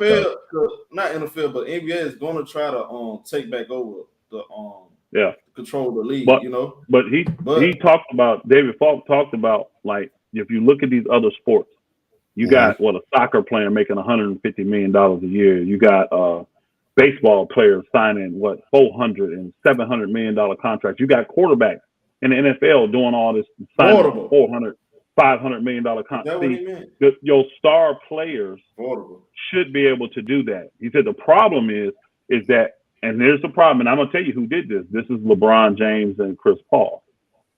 There's too much balance in that. You should literally have the stars, the ones that are generating you all the money. They should be making a boatload, and then everybody else should be plateaued out. That's how it was back in the day. You had one, maybe two guys on the team making a whole bunch of money. The rest of the guys were on middle level or low level deals. Why? They just role players anyway.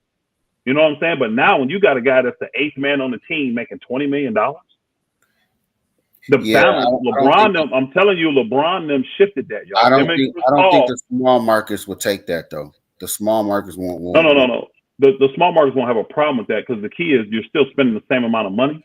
You're just dispersing it differently.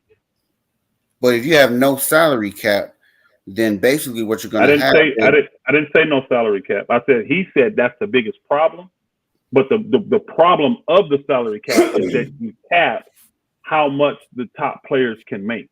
Right. That's the problem of the salary cap. You need to open that up to where, because y'all remember the year about Jordan? Remember the year Jordan made $30 million? Yep. Right. Anybody remember what the salary cap was that year? No. I'll look it up. Hey, I can tell you, it was like $24 million. He made more than the salary cap. They didn't have a cap. They didn't have he was more because Jordan was the one generating all the money. Wow. Now before that though, go back and look it up. Before that, he was making $6 million a year. But hold on, think about that though. Think about the percentage. If he's making Elder. I told you. Y'all listen to this, Elder.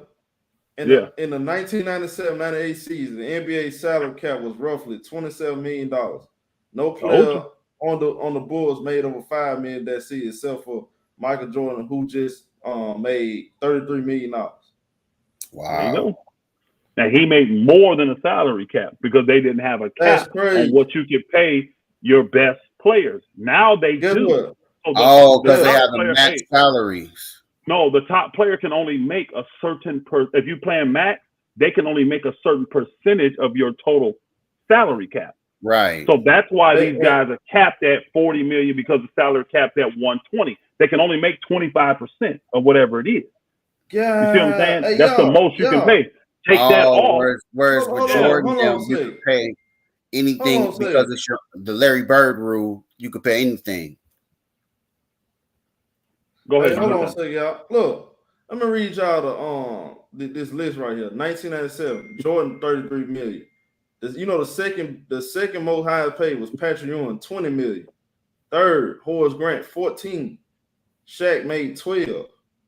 Dave Robinson made $12.3. Alonzo Mourning made $11.2. Juwan Howard was $11.2. Kim Olajuwon was $11.1. Gary Payton made $10.5 million. The Dikembe Mutombo made just under 10 million, 9.6. Reggie Miller only made $9 million. Chris Webber only made $9 million. Sean Kemp, God, bro, that. But hey, show what you have to do though. Show what you got to do. We forget that though. We forget that. Yeah, what you got to do is you got to look at the percentage that the max was. Those guys that's making like 9 because it was 27. That was the max that most teams would pay a max player. You were getting 33% of the cap. If your cap is 27, you divide that by 3. That's $9 million. So one player is getting a third of the cap. So you only got 2/3 to sign the other 14 players. Well, I think they only had 13 on the team back then. I don't think it was 15. Yeah, it was only 13 then. So you got 2/3 of what 9 and so 18 million. You got $18 million to sign 12 guys. That's why it balanced it out. You give the money to the people that are generating the money. So it makes no sense for. Hold on, this is what they're saying, and this is what David Falk was saying, real quick, y'all. And this is what they got to go back to. It makes no sense for you to give a guy like what's the guy for Philly right now? They got the money from the Clippers. Tobias Harris. Tobias Harris. What is he generating for the league? Nothing. But why is he making $38 million? You see what I'm saying? It's deals like that are really killer. The guys that generate, the LeBrons, the KDs, the Steph Currys, the Zion Williamsons, the even the LaMelo Balls to a certain degree, the people that generate your money, give them the money and make the rest of the guys get a balance up. Because it's too much parity with the money. And this is why owners are hurt, because they can't compete. You get two max guys, you're done. So how do you stop super teams from forming? That's what real owners are concerned about. How do you stop? They're gonna find ways to stop that. How do you stop that from forming? Like, I'm gonna be honest. Let's get the Clippers. I don't think the owners care, because let's keep it real. No, they care. Hold on. Besides what LeBron them did down there in Miami, what other super teams have been very successful? Think about it. Besides the 2 chips they got there, what other super teams have been successful? They're not looking at guys coming together as a problem, because it's not weighing the balance. Teams are still doing a good job of developing their own talent and getting it through the draft and being successful too. Everybody won on LeBron's tape. I mean, he's been here 20 years. He's only got 4 titles. How many teams have won in the years LeBron? I think the last 3 years have been. Go ahead. The last 3 years been what? Hold on. The last 3 years been what? Been kind of screwed up because of COVID. I think Golden State and Cleveland was on 2 teams that came close. And Golden State, though, you said they're a super team, but they kind of did it on their own. They won a chip before adding KD. And the only reason they did that, remember, TV money kicked in, that salary cap jumped way up, and they had the money to sign KD. Without that, they don't even have the money to sign KD. But they had already won before getting KD.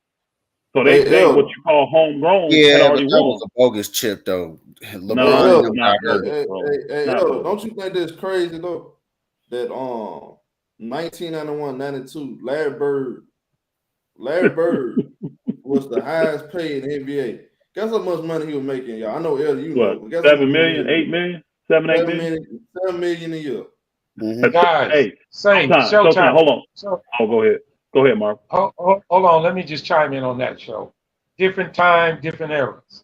If you don't think $7 million a year was a lot in 92, you just forgot it. That was a lot of money. Listen, and the revenue that the NBA is generating right now is twice as much. That's why the contracts are so high. Listen, they're not giving no money. They're not giving money away. The NBA is still making money. NBA is still making money. They're just making a lot of it. Right. So the players and the agents know that they want a piece of the pie. And if, like I say, you can go back to those times. You can go back even further in contracts of all kinds of sports or whatever. I mean, it looks astronomical from the outside looking in, but back then, please, they were kings. You know that. They were top of the line guys. I mean, just think about it, guys. In a couple of years, like Elder said earlier, man, the contract's gonna be even way higher than that. Everything is going up. Before long, we're gonna once hear of a trillionaire. It's coming. It's coming, guys. I mean, all these billionaires out there, these guys making crazy money. Though. Yeah, I mean, it's just what it is. Like guys, like, to me, don't y'all feel like this? Let me ask y'all a question. Don't y'all feel like they should do? I'm not saying the NBA owe them anything, but don't y'all think they should do something for them guys? So since they didn't make that much money right then, the guys, yeah. Everybody, this is why I kept trying to tell you to focus on the percentage. If he's making $7 million, the cap that year probably was 21, 22 million. Yeah, right. He got a third of the cap being the superstar. You see what I'm saying? And that's when the league was better, because now you only have 2/3 to split between 12 guys. But again, you give him 7 and another guy 3, like a McHale or Parrish 2. You see what I'm saying? You have to balance it out. You don't have guys that are not, because see, on the Celtics was a great team, but what guy generated the money for them?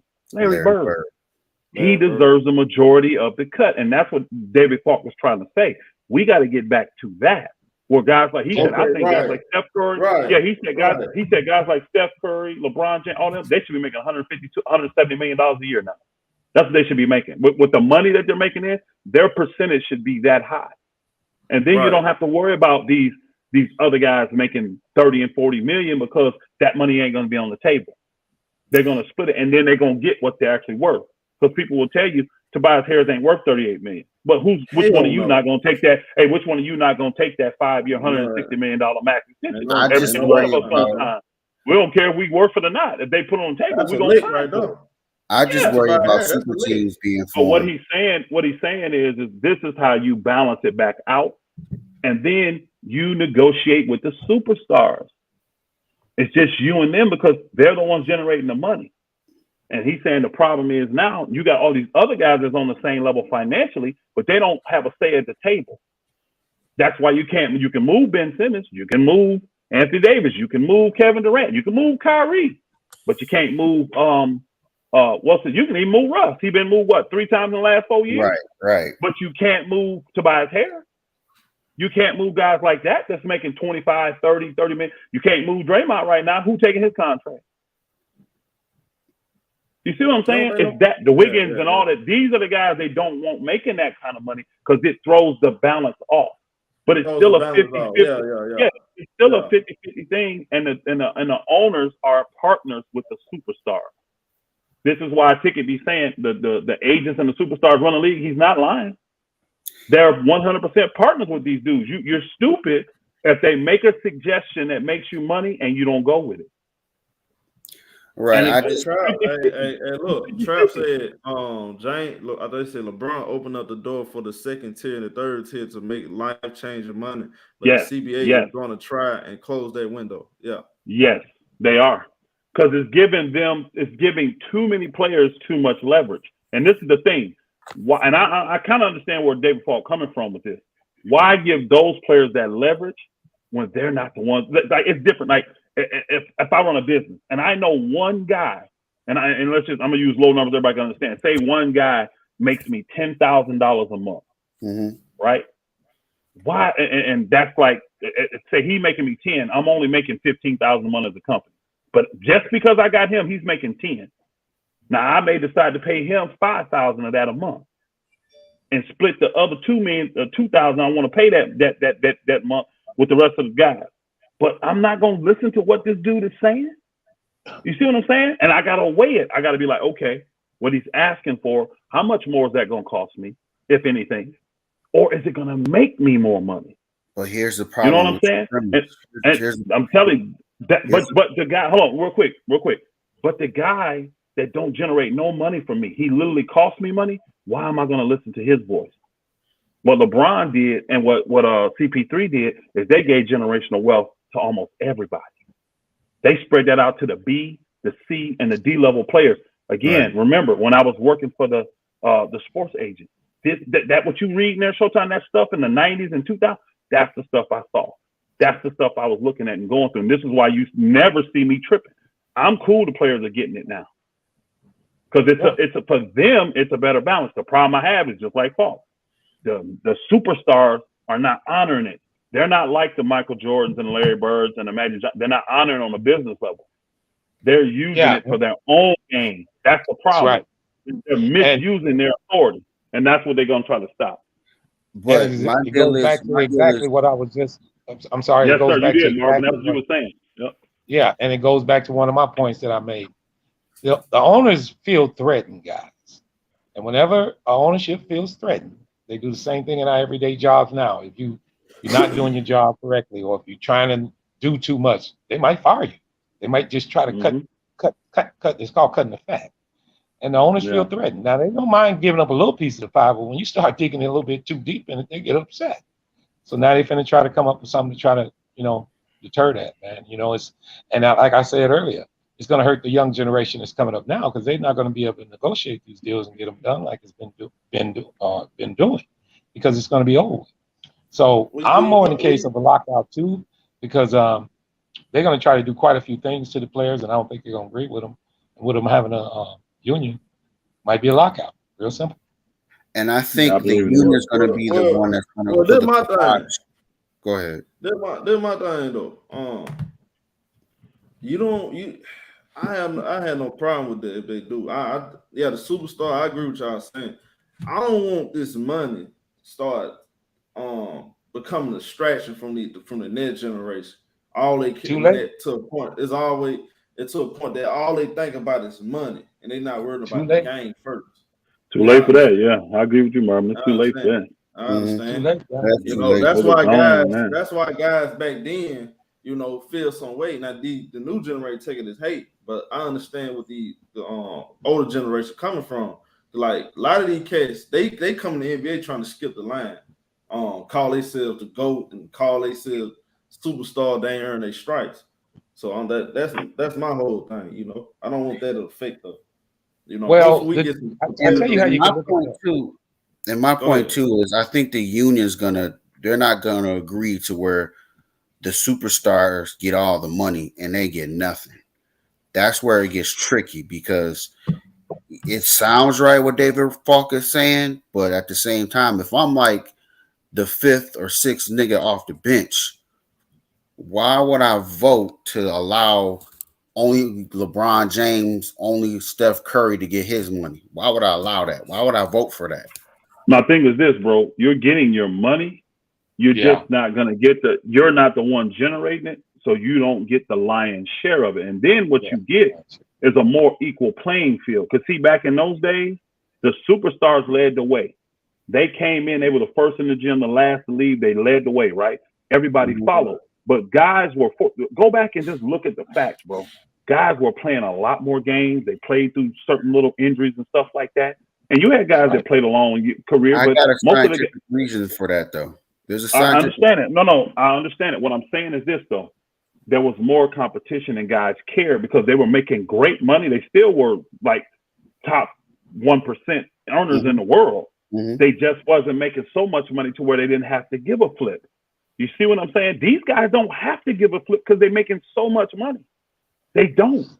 And that's abusing the system. So what they're saying is, if you balance it back out, give the guys that are generating this money for you through TV and all that stuff, give them the lion's share of it. Then split what's left between the rest of the guys. They like a $38 million guy now, like a Tobias Harris, he probably going to end up making 10 or 15 million. But again, where else can hold on? Where else can Tobias Harris go and make 10 or 15 million dollars? But why would I vote for that? Again, this is when you do the CBA, it's not like all the players. You get certain things, but it's not like that's why you have a president and a vice president. It's not like all the players get to come in and you get their vote, and then that's not how it works. All the players do vote. That's why Draymond trying to get his money. He's trying to get that money. Yeah. They're trying to get it all. That's why all these players trying to get their money now, because they know when this CBA comes, it's going to be some major changes. What you have to have is a competitive balance, even amongst the players. Because what are you fighting now? We paying you all this extra money, right? You getting money that we can tell you not generating. You're not generating freaking $153 million over 5 years for us, but you're getting that. But now we can't get you to come play every game. Now we can't get you to fight through a little small injury. You know, your finger hurt, and now you want to sit on the bench for 3 games or 5 games. You see what I'm saying? When the old school player would have just taped that shit up, got out there and played.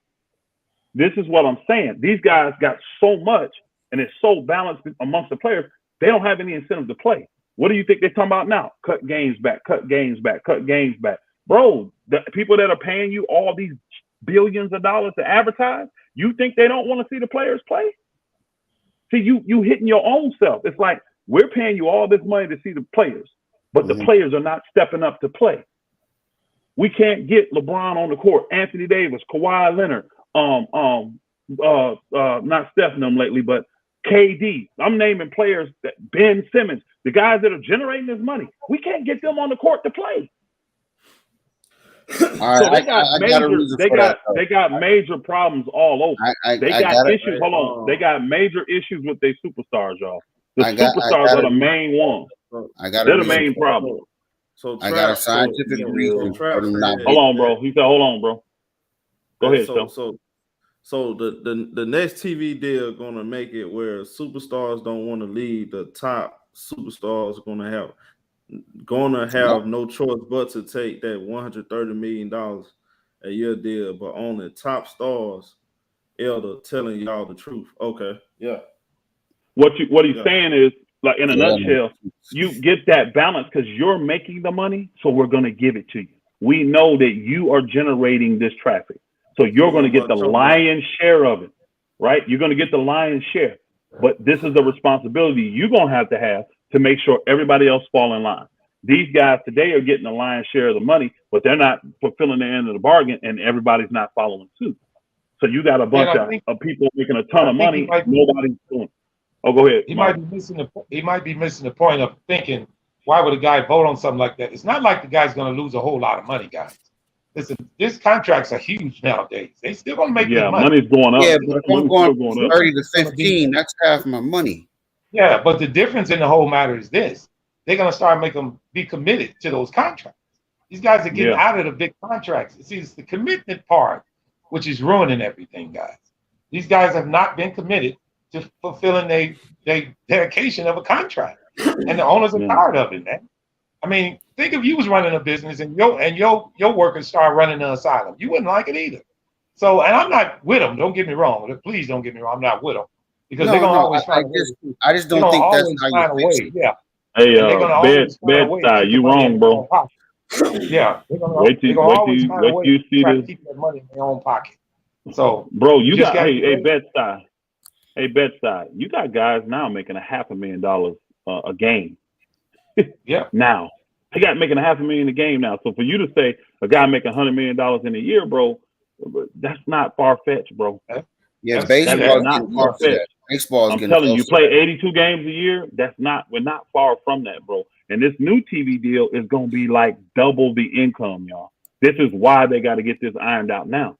So they're not gonna go this new deal and then this money double. And remember, they split it pretty much 50-50. Right, it's 50-50. It automatically takes the players' salaries up. When the pot is bigger, the salary cap go and the players make more money. But they want that money to be more equally dispersed, meaning the lower level players don't need to be making that. But again, don't forget the pot's bigger. The pot's just bigger. Still gonna be making good money. They're still gonna be making ridiculous money. Again, you're still gonna be in the top 1%. You know, you're still going to be in the top 1% of honors in the world. but I like your example. If I'm Tobias Harris, why would I vote for a deal that takes my salary down? You may not vote for it, but your vote is not going to be relevant. It's not going to be relevant. How would it not be? It's a union, bro. Hold on. I'm going to tell you this. Here's the key. Here's the key. Mm-hmm. Let me ask you what you're going to vote. Because this is pretty much what will be at your door, right? The money going to double and go up. So a guy like Tobias Harris would have went from 38 million to probably making 50 million, right? Mm-hmm. When you talk about equal percentage, just go by the percentage he makes now up to the percentage. He'd been make like 55 million, right? When you tell him, well, because you don't generate this, you're not in that upper echelon of players, you're not going to 55 million. You're going to probably go down to about 29 million is what that kind of player is going to end up making. You see what I'm saying? You're going to make about 29 million, maybe 25 to 30 million. Right? Mm-hmm. You're going to sit here and say, well, I don't want to take that type of pay cut because I was making this, and that. And they say, well, either you take that pay cut or you just don't have a job. Which one are you going to do? You see what I'm saying? The leverage is not on his side. He can vote, well, I don't want to do it. And then when it locks out, now he's not making any money. Because he ain't playing. You don't have to honor. I hope you got to understand, but when they lock you out, they're not paying you. Right. You're not paying because you're not playing. So now you got nothing. So you can be, well, I don't want to take that pay cut. You're going from 38 you shouldn't have made to being more balanced with this new deal with more money coming in and making about 25 to 30. Because I don't. Players, hold on. Let me tell you what's going to happen. The players will be the first to cave. Why? Because they're not making money. The owners have other businesses. That's how they become owners, bro. Right. They generated income. They're going to be still making money. They're going to still be making money. I'm saying for that prescription to solve this problem won't work for the players or for small market teams. That's what I'm looking at it. That's what I'm looking at it. The total money is split. You don't even, and what I'm saying is this, you can still keep the salary cap. You just can't cap. Like that year that Showtime read to you, brother, the salary cap was 27 million. Jordan made 33. Just don't cap the superstars. Don't cap them. So that year, literally what they did was just pay Jordan what they should have been paying him the whole time. So and they took that they took that 27 million and split that between the other 12 players, is what they did. Okay. They took that salary cap money and just split it between the other 12 players. So let's do it realistically today. Say the salary cap's at what, 120 now? Let's just say the salary cap balloons up to 200 million, right? Yeah. But Steph Curry don't have to be a part of that because he's one of those guys that generate the money. And you decide to just pay him $100 million. Now, because you have 14 other guys, they're splitting the 200 million. You getting it? Yeah. Can I rebut that? Yeah. He gets Steph gets most of the money. Everybody else get the rest of the crumbs. So who decides which players get that money? The owners? No. Gotta generate the most money, right? It will be all of them seeing it. Because you know how you can gauge? You're wondering, like, how can you gauge who's that type of star? I'll tell you one way that you can relate to. Jersey sales tell you a whole bunch. People going to buy the jerseys of the people they love. The Stars jersey sell way more than. So I'm just giving you one that you could relate to. There's other quantitative things you can do business-wise to show what a person's bringing in. Because, again, your advertisers are coming to you saying, I want to see this guy play, this guy play, this guy play. Why do you think why do you think the Lakers got more games than anybody else? They're the best team in the league. No. They have LeBron James and Anthony Davis. They ain't got nothing to do with where they at. Why is Milwaukee on then? Why is Milwaukee got all these televised? Why is Brooklyn got all these televised games? Why is Denver on? Because they're in New York, bro. Why is Milwaukee? Why is Milwaukee then? Because they won with Giannis. You just said it. Just admit it. When you have a star there, people want to see him. That's how you engage it. Look at the best jersey sales in Europe. Steph Curry #1, John Morant 2, Luka Doncic 3, Jimmy Butler 4, Giannis 5, that's in Europe. LeBron 6, Tyler Hero 7, Paul George 8, Kawhi 9, Joel Embiid 10. And that's just in Europe. That's in Europe. Now do American sales, which is the majority of their money. They're making the most of their money here, I guarantee it. You do that, that'll easily show you who the stars are that are generating you the money. You see what I'm saying? Nobody really wants to see Sacramento, so Sacramento will be that team that just takes their 15 guys and split that $200 million between those 15 guys. So when you got a star like that, he should be able to make much more money because he's generating it for you. Hey, hold on. Let me read this real quick. Get the top sales among popularity. Number 10, Dwayne Wade. Number 9, LaMelo Ball. Number 8, Klay Thompson. Number 7, Michael Jordan. Number 6, DeMar DeRozan. Number 5, Trae Young. 4, Kobe Bryant. 3, Giannis. 2, LeBron. Number 1, Steph. This man number 1 in all the merchandise sales. I know his shoes numbers. His shoes don't sell as great, but they sell good. I heard different though. I heard his shoes selling. Yeah. But look at some of those guys that's in the top 10 of that. They got so many of these metrics, y'all. That he just read 2, but no lie, there are hundreds of these. Okay. Then what stops? Like if I'm Steve Ballmer, right? What stops me saying, okay, let's say you trade for a team like Minnesota that gets no shine, but they got good players. You get all their best players and put them on the Clippers. What stops you from doing that and pay them whatever? Again, bro, the metrics have to prove. You can't just go and say, well, I'm going to give this man $75 million a year when the metrics don't prove he's worth that money. You see what I'm saying? You ain't going to be able to do that. If the guy proven he's on that upper echelon, then you can pay him There's only a few of those guys in the league, though. So what So stops? let's say, hold on. You got 30 teams. Right? Mm-hmm. Let's just say you got 10 guys that are making $100 million, and I'm just gonna keep it easy so we can understand the math. All right, 10 guys that qualify for that, they just make $100 million a year. Do you know those guys will never get traded because they're making so much money? How do you make up $100 million in salary? See, those guys, once they're there, that makes them untradeable. If you look at other sports like soccer, football, all that stuff, those guys don't get traded. When they done, guess what happens? The team that wants them has to buy them out of their contract and take over their contract.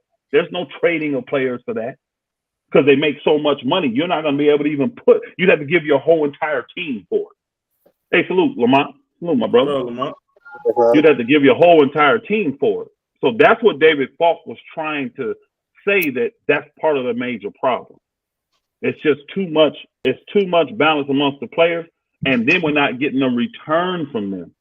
They're not doing their part. If I'm TV and I'm advertising you as a superstar, and it's 82 games, I would love to get you for 82 games, but I'm gonna be realistic and say you're probably gonna get hurt, blah blah blah. But I don't want to see 50 games. You see what I'm saying? And you ain't had no major injury. I don't want to see 60 games and you ain't had no major injuries. But they got this. Paying them more money ain't gonna stop them from not doing the Kawhi move, low management. Paying them more money. Again, brother. If you balance it out, what you're doing is making those other players fight to keep their position in there. That's what happened back in the day. Guys played their tail off because they were worried about losing their jobs. The only guys that really had true job security was the guys that were generating all the money. And that's how it is now. What players No, you know? No. Hold on, bro. I just gave you a guy. You think Tobias Harris cares? And he had a guaranteed contract for $170 million. You think he cares? That's guaranteed, bro. He could have. He could. Hey, and again, he can go low manage because of the amount of money he's making. But if Tobias Harris is making, if Tobias Harris is making what he should be making, like 10 or 15 million, and there's guys that want his spot, he'd be a little bit more motivated. And I'm just using him. Motivated.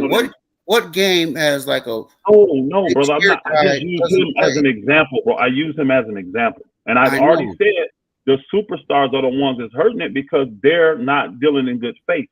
They're the ones that are not holding up. David Falk said they're the ones that's abusing their power, is what he said. Right. So how do you fix that? Give them more money. You give the people that are abusing the power. You give them more money. That doesn't make any sense. Why would I want to give it? Let me. Hold on, TC. Hold on, Elder. I think he's more. I think you're taking this in the wrong way. This collective bargaining is not basically about the money issue. It's about the commitment. It's about the guys not committing themselves to complete the contract. It's been going on for a while, guys. Guys getting out of contracts that they sign on the dotted line for, and then they walking in trying to say, trade me. It's not the money issue. To me, is not going to be as more important as the dedication and going back to the old days. The guys they were committed to their teams. They stayed. It's not like this fact that did none of them leave, but they were committed to their teams. Guys are leaving under contract nowadays, which is causing a problem in the NBA in itself for everything. And then the owners are just trying to figure out a way where they can stop that. Well, it's more based. That's not true. The loyalty thing that you just said is a lie. Well, I mean, I don't know about that now. I would say the loyalty. I can tell you why it's a lie because the first. I want to get to Elder's take, but the first true unrestricted free agent ever was Tom Chambers. A lot of people don't know that, right? The first, remember, Ewing wanted to leave the Knicks. Why did he not leave the Knicks? Because he would have had to take a 75% pay cut.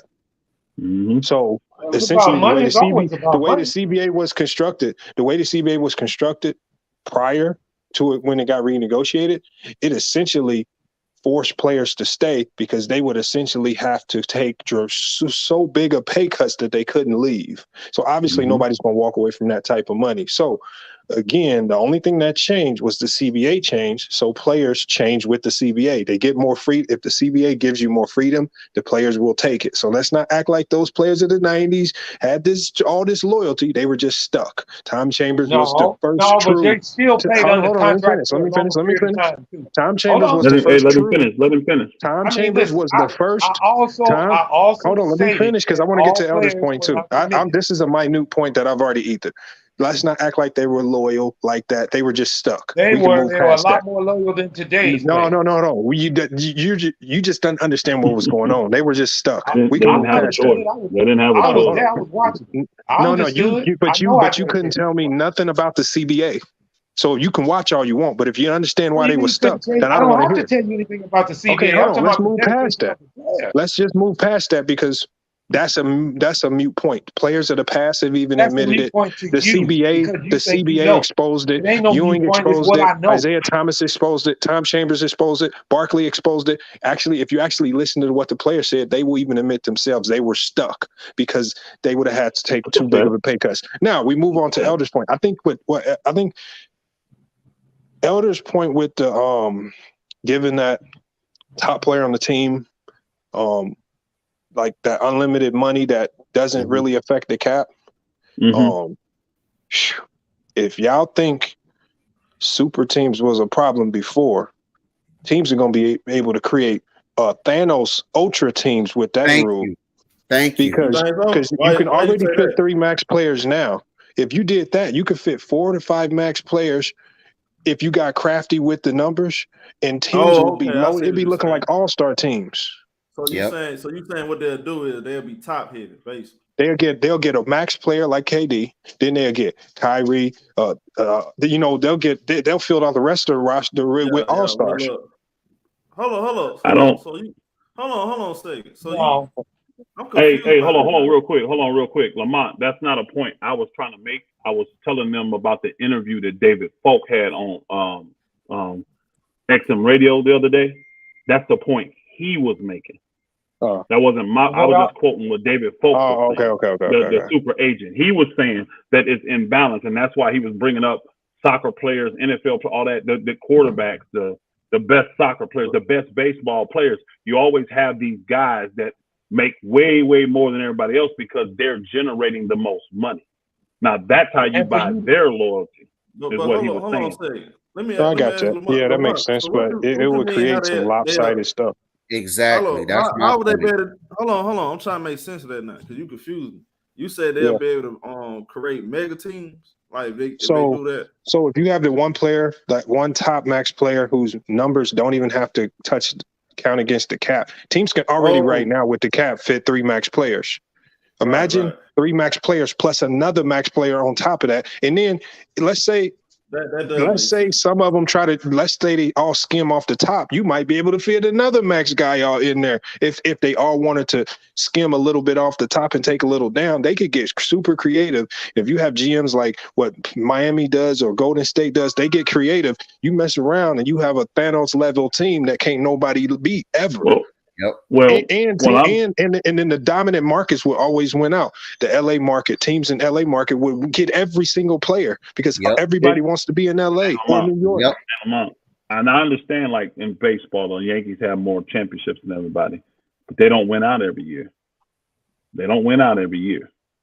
There's still teams that don't have the Balmer pocketbooks that can still get it done right and still win.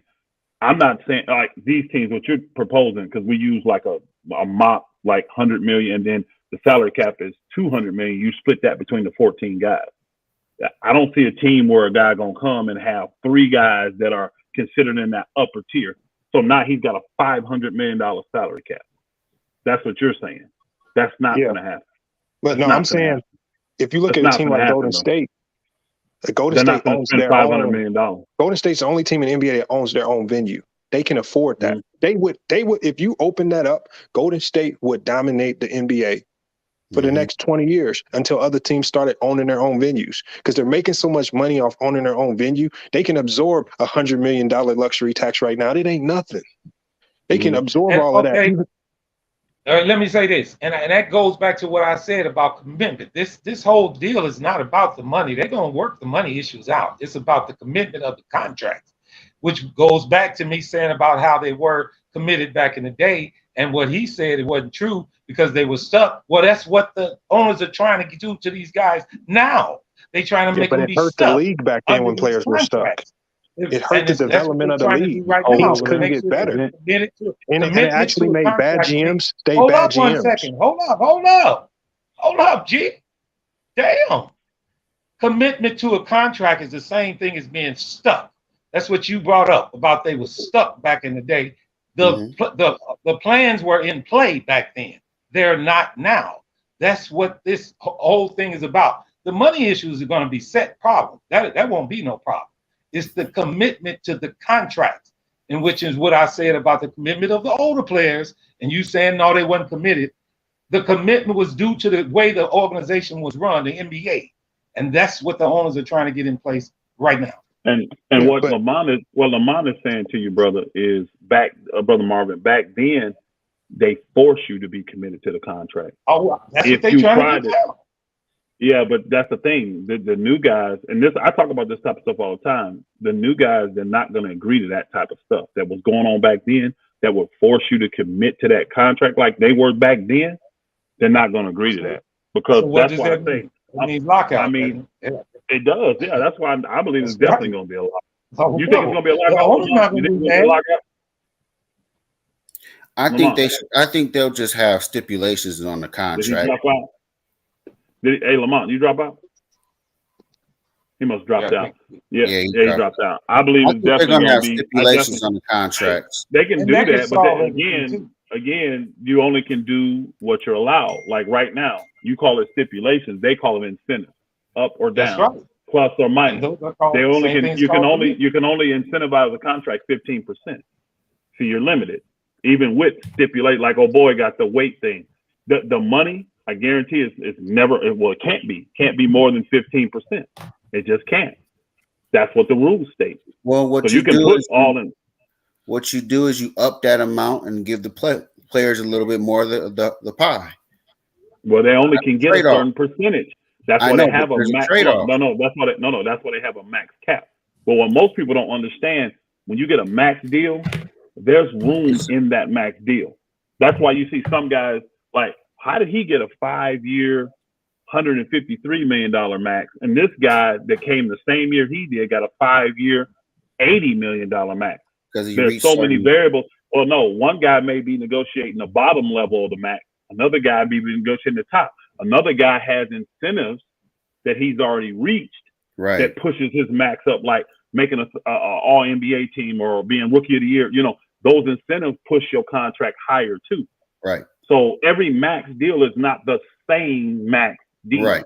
Exactly. There's a window in between the max deals of about 15%. Yeah, that's what I'm saying. They can negotiate that number. That's what your incentive is, up or down. Right. And then what you do is to trade with the players is be like, okay, we up these incentives, right? But the trade-off is we'll give you a larger piece of the revenue pie. Because right now it's a 50-50 split. So you trade the players, okay, we'll give you more of this if you do this. That's the owners ain't gonna. This is what the owners have a problem with, because what it sounds like you're saying, incentivize me to do my job. That's what you're saying. And the owners are like, are you serious? We got to give you more money to get you to come and do your job that you're being paid better than 99% of the world. I got to give you more just to come do it. That's what Brother Marvin was talking about. Right. And about the money part of it, it's the commitment part of it. They're trying to figure out, how do you get these superstars to stop abusing their power and be committed to these contracts and leave? That wouldn't work, brother. I'm telling you, what you're saying won't work, because you're saying I'm going to incentivize you to do your job, and that ain't going to work. Otherwise, you don't get paid. Yeah. No, again, you can't. These are guaranteed contracts, brother. No. Stop them from getting played. Again, you didn't listen to what I'm saying. You have your baseline, but then you have a higher incentive proportion, because you said it was only 15%. Now they have, they have to agree to that though. Yeah, that's where you trade off with the players.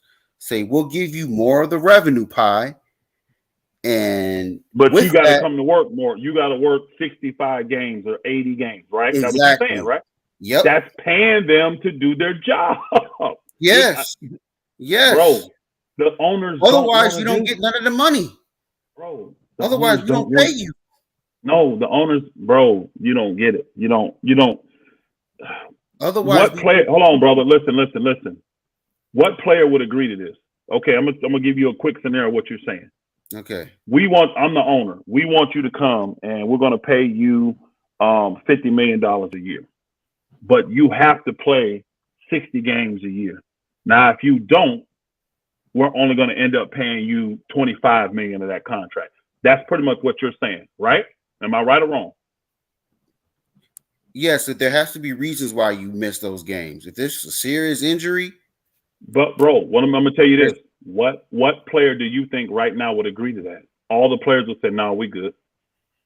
We straight. Let's strike." No. I think they would because they already been. Hold on. You're doing a wrong analogy. That's not what I'm saying. Let me explain. Okay, you break it down. You in money wise though. Okay, in money wise, right? I'll break it down money wise. Okay. All right. Right now, what it is for every $100 million. Just pick a player, bro. Give me. I know. Let me explain the whole thing. Tell me the player's contract. That'd be the best way for everybody can understand. Bro. I know. Let me explain. I want people to understand it, so that's why I want people to understand it. That's why I'm asking you to do it this way, right? Instead of you trying to explain it in your sense and it's not making sense. And I'm explaining the whole thing to you, okay? Right now, what it is for every $100 million that comes in, the players get 50, the owners get 50, right? Yes. What I'm saying is now, with all these incentive-laden contracts, right? Now, instead of the players getting 50, now they get 55. Or they get 60, depending upon how we shake, depending upon the numbers we run through. So let's say they get a bigger pot to split. So that means their money is going to go up per year. I get it. Exactly. But in order to get that 55, you got to have these stipulations, and that's for every player. So like injuries, so you can't have like the KDs asking. So when they don't meet okay, I got it. No, I get it. When they don't meet the stipulations, what does the percentage go to? Goes back to 50, and it's dependent upon each player. So some players are going to get that 55%, where others going to get that 50 based upon their. You literally, what you literally have done is explain what they have right now, brother. That is they don't have brother. They 50, do, bro. They don't have it like that. I know, brother. You don't understand when the total pot. If you take it up and give the players more money, all you're doing is increasing the pot they have to split. That's it. But they already have hold on. They already have a 15% window that you can pay them on. You already have that 15% window. What you're saying is if you hit this, I'll give you 55%. If you hit this, I'm gonna give you 50. And they have that now. That's the 15% window they have. They're doing that now. Not every contract is not incentivized, not every single one, but most of them are. To some level of degree. Every single contract incentivized, so you can't have your Kawhis. Brother, that's fine. But what you were saying at first was we ain't paying you. No, they're gonna still get paid, but you only taking it. You know the difference between 55% and 50%. I'm saying they still gonna make the mass majority of their money. They'll be fine. Yeah, okay, Lamont. They'll be fine with that. Lamont, do you think it's gonna be a lockout? He still ain't on. Hold on. So, I don't believe it's gonna be a lockout. No. You think they can work it out? I think they'll figure it. It's just too much money. The media dollars is getting so high that one of the sides, and I think it's going to be the owners. I think they're just going to accept the fact that this is something they're going to have to deal with. I think they might put stipulations to it, but I think there's some give and take when you do this. And when this is this much money involved, the owners are still winning at the end of the day right now. They're winning. People think the players are winning. Lamont, the people that are actually losing is the people that's no. The people that are losing, in my opinion, is the people that's making this pot go up. Your people that are paying you all these advertising dollars. Yeah. Because they have a certain rating that they're trying to get. And if those stars that they're giving you all the money to be there ain't on the court, they're the ones that's losing. So they're going to be putting pressure on the owners like, you got to get the stars out there during the times when we're advertising your team. We're going to give you $24 trillion, $1 billion to do this deal, but the stars are barely playing. But what stars is really not playing besides Kawhi? Bro, all of them, bro. No, if you go look at the list of stars, most of them played less than 60 games last year, bro. That's a quarter of your season. That's a ton of missed games. For any reason, bro. It doesn't matter. It doesn't matter. And when they go back and look at the matrix and say, man, these guys are making less, these guys the stars played the majority of the games. You go back and look at the stars of the league back then, and just look at their games played. That's all you got to do. And most of them are 80, 79, 82, 81, 78, 82. Then in there you may have a 65. Then it goes right back to 79, 81, 82, 82, 82. These guys played. They honored it. These dudes today are literally trying to get the league to cut the games down to 60 games, 65 games. Maybe being a Wolves fan, I haven't seen none of my star players. You don't have a star player at the Wolves. You don't have anybody that's really generating any real money from the NBA, bro. Sorry. No, but we do have somebody making max money. That's the star. That doesn't make them a star, though. We have players that are stars of the team. Hold on, bro. It doesn't make him a star in the league. He's not generating money. Just because he's getting a lot of money don't make him a star. But he's a star of the Timberwolves. We're talking about, he's a local star of the Timberwolves, yes. A local star, but he's not generating the money for the NBA. I know. Now, but what they'll do is say, okay, because Cat is on a low level tier, the high tier guys, we want to play them out of 82 games. We want their games on TV 50 times. So what? Because Cat's a low. Hold on, because Cat's a low tier guy. We only want to see him 15 times. They're not worried about Cat in Minnesota. They worried about Kawhi. They're worried about LeBron. They're worried about Steph Curry. They're worried about KD. They're worried about Kyrie. I know, but besides injuries, they ain't playing. Besides injuries, load management, time off of vacations with my family. I haven't mental issues, you got Kawhi. And I got that whole season. Yeah, go ahead. I think the way you combat it, if I'm the NBA, right, this is what I'm going to say. I'm going to find a way to either modify current contracts or at least new contracts that get signed. I think they need to add a games played or minutes played kicker in, which means now the kicker, look, it benefits the player. If you hit this kicker, then you activate this additional money in your contract, and you kind of change the way contract. I think every contract needs to have that kicker in it. Now, you can't have that with all players because you don't need it with all players. Yeah, you don't need it with all players, but I think with certain players, if you put that in there, just like they put that clause in for Zion, a weight clause, right? Just like that, you can have minute or games clauses for certain players where if they have a history of either manipulating or using load management and kind of abusing it. So I think there are ways you can do it. You just gotta know when to use it. I think what you do, I agree with that. I think what you actually do is you go, and this is what Falk was talking about, that the superstar players have always had the power.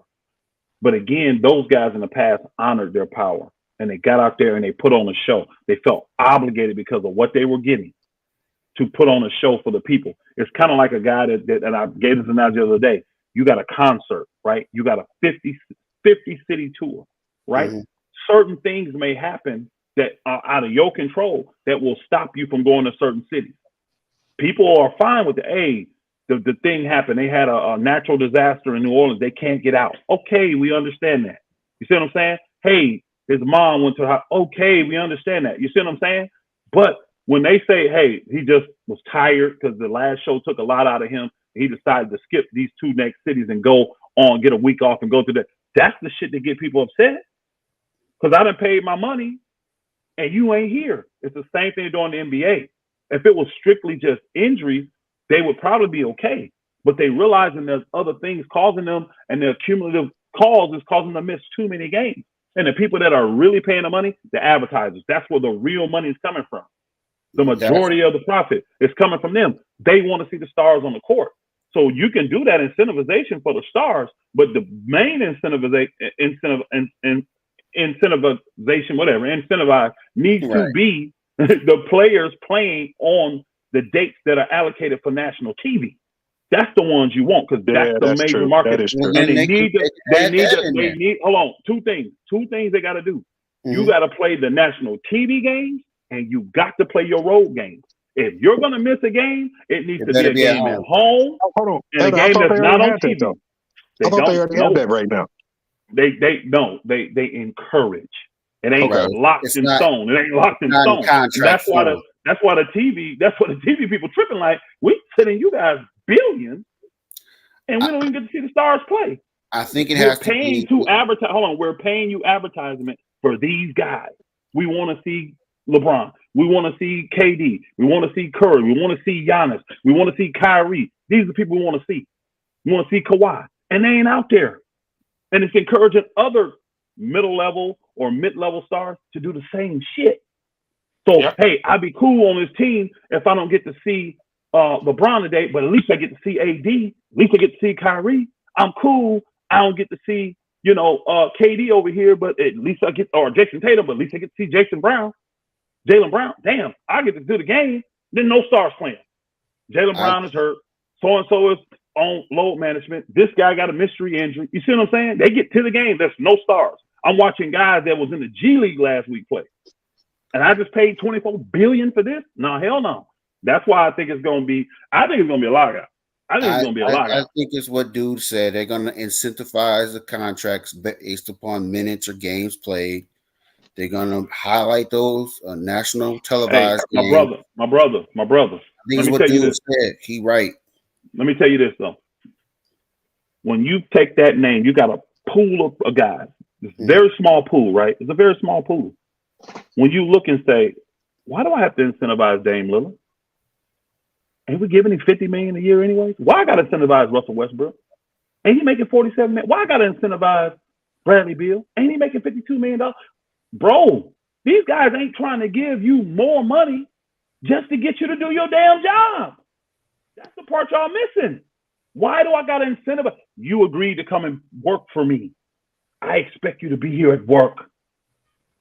Now, I'm not comparing it to just a regular job, but still, just because we billionaires and millionaires, you get to miss certain days. You get to miss 25% of your work.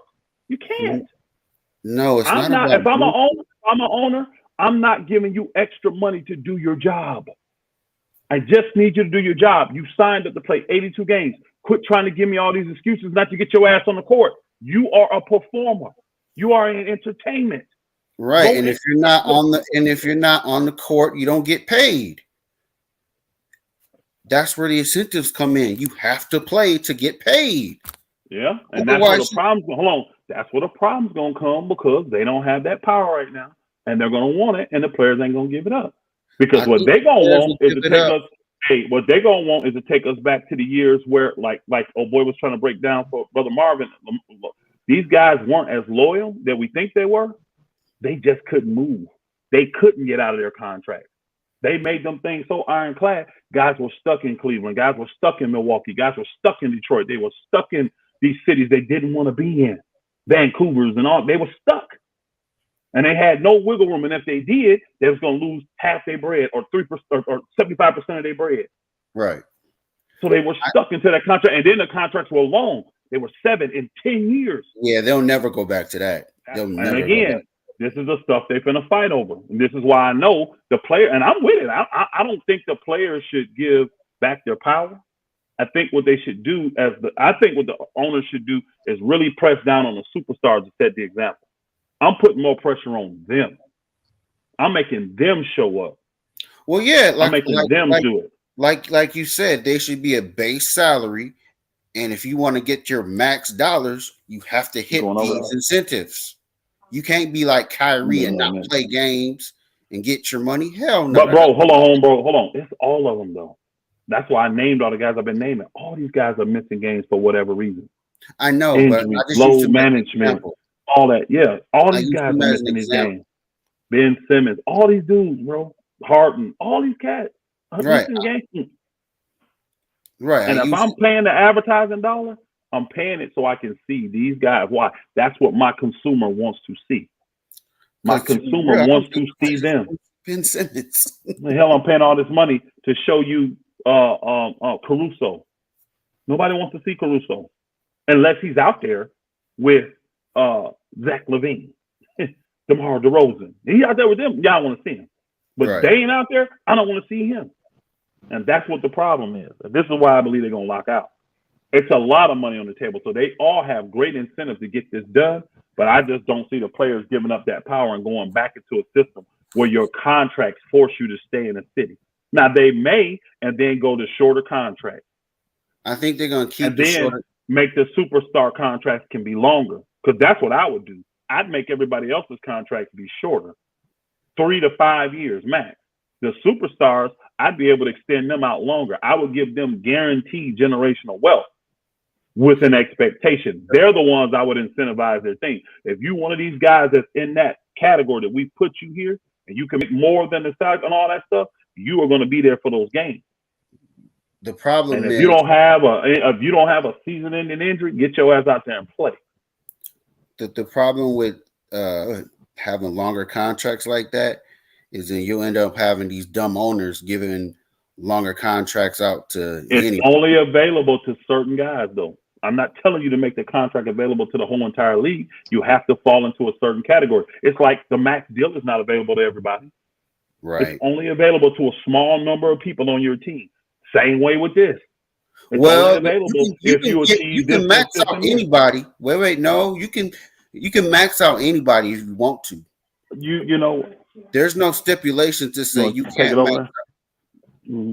I guess you can, but here's the thing: no, you can't, because you'll be over the salary cap. And I guess if you just want to pay, $500 million when there's $120 million salary cap, technically, I guess you can. Yes, I guess you can. You would be the stupidest owner, and probably. Here's the thing: what do you think your other 29 owners going to think if you do that? See, you're not going to be an owner long, bro.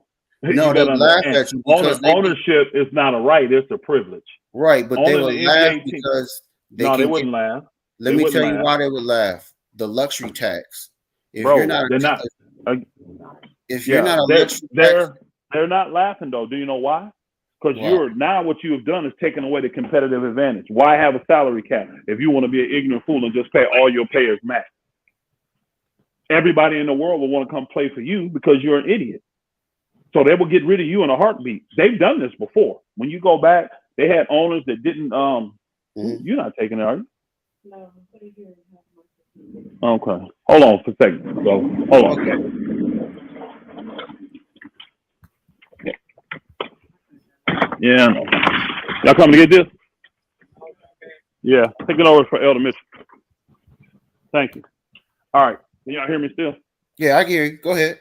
Yeah, you got that in place. You got that in play now. You got that in play now with these dudes. So the owners would get rid of you so fast. We've had owners in the past that didn't care about draft picks, and once they saw for a number of years, they just start selling off draft picks like they didn't mean anything. Guess what? Them owners were forced to sell their team. Okay. Now you have a code and a conduct you have a standard of business you have to do. So that I don't want to go down a road like that because that's not a realistic road. The owners would never stand for that. What I'm saying is, what metric do you have? I mean, the only way I can see is if the league comes up with this metric and says, if your players meet X, Y, and Z, then you can get a max contract. Believe me, my brother, they have the metrics when it comes to who are the max dollar generators in this league. They have all of that. If these people come to pay for advertisement, they would be fools to just say, "Oh, and do it," and don't have no metrics.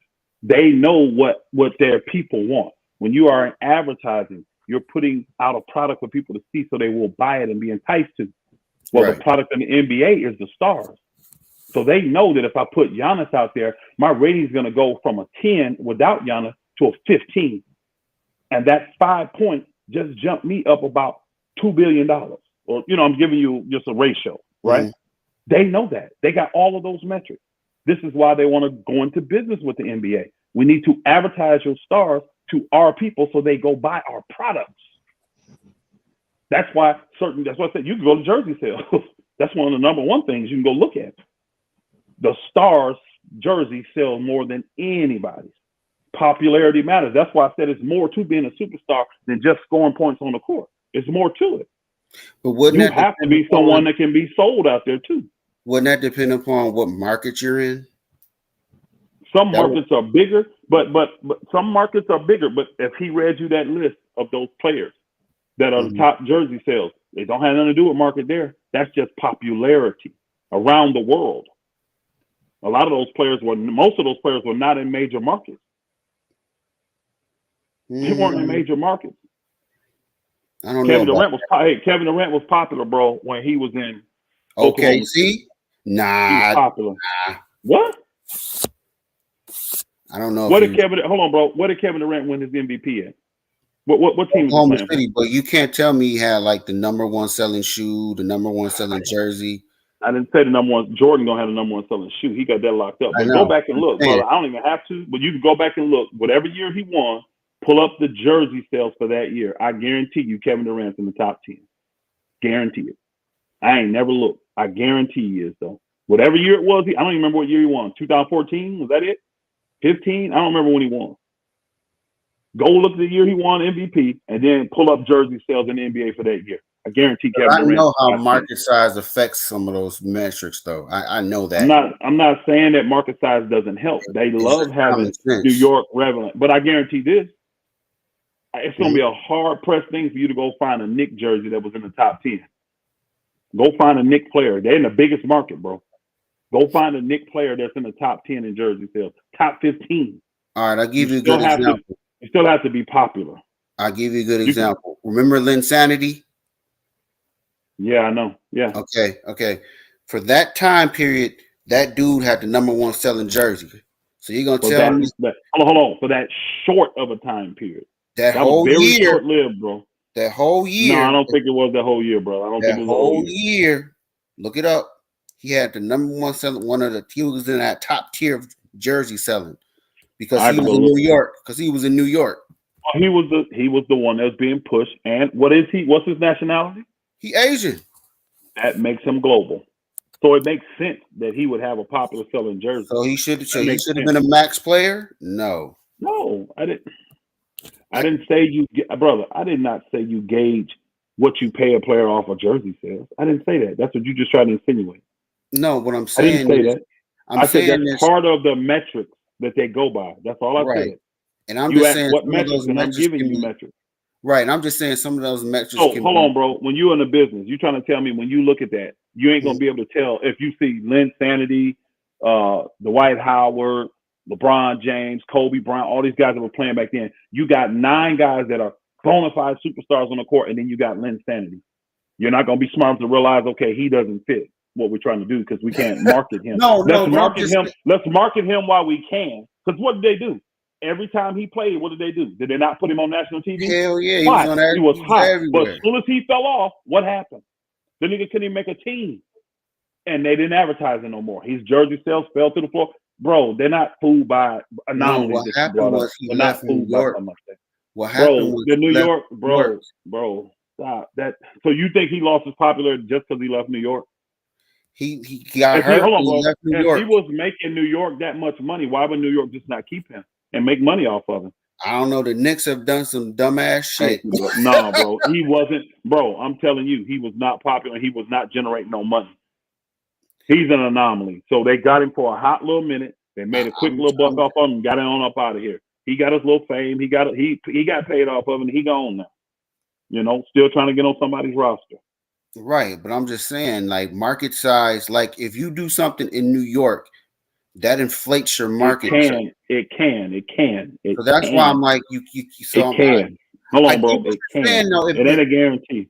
It's not a guarantee. What you're saying, though, you should give the money to the people that make the money. I understand what he's saying. That's what Jerry West. Salute, my boy. That's what. Hey, salute. That's what old boy was saying. David Falk. It makes sense to me. Hey, y'all. The Clippers gonna own their own venue too, right? Yep. Yeah. Like I said, he's already by far though. He's already by far the richest owner in the league though. Like you can take the top 15 owners and he still makes more than them combined. So he actually he's in a whole category by himself. He's the 8th richest guy in the world. Right. Yeah, I know. He's in a that's crazy. He's in a whole nother category by himself. That's crazy. It is. Nigga, hold on. Think about this. You got that owner who's willing to spend all that money and going to luxury tax and all that. He still ain't won yet though. He on the path, but he still at. What I brought that up is this. That doesn't mean just because the guy got a bunch of money to spend it, they're gonna win. You see what I'm saying? It doesn't give them a. You still got to get out there. You still got to produce. It's life. Not guaranteed. I look at it like this. Like I said in my video the other day, he did his job. He got the right coaching staff. He got the right roster. Now it's up to the players to get it done. Right. Yeah. That's see, Elder, if you listen to the video, that's what we were saying on there. We're looking at the coaching staff. We're looking at the front office, the ownership. Now it's up to Kawhi now. They had to do their part. Because there's no excuses other than the players do their part. Fact. And what's the number one problem he has with the players? They're not on the floor.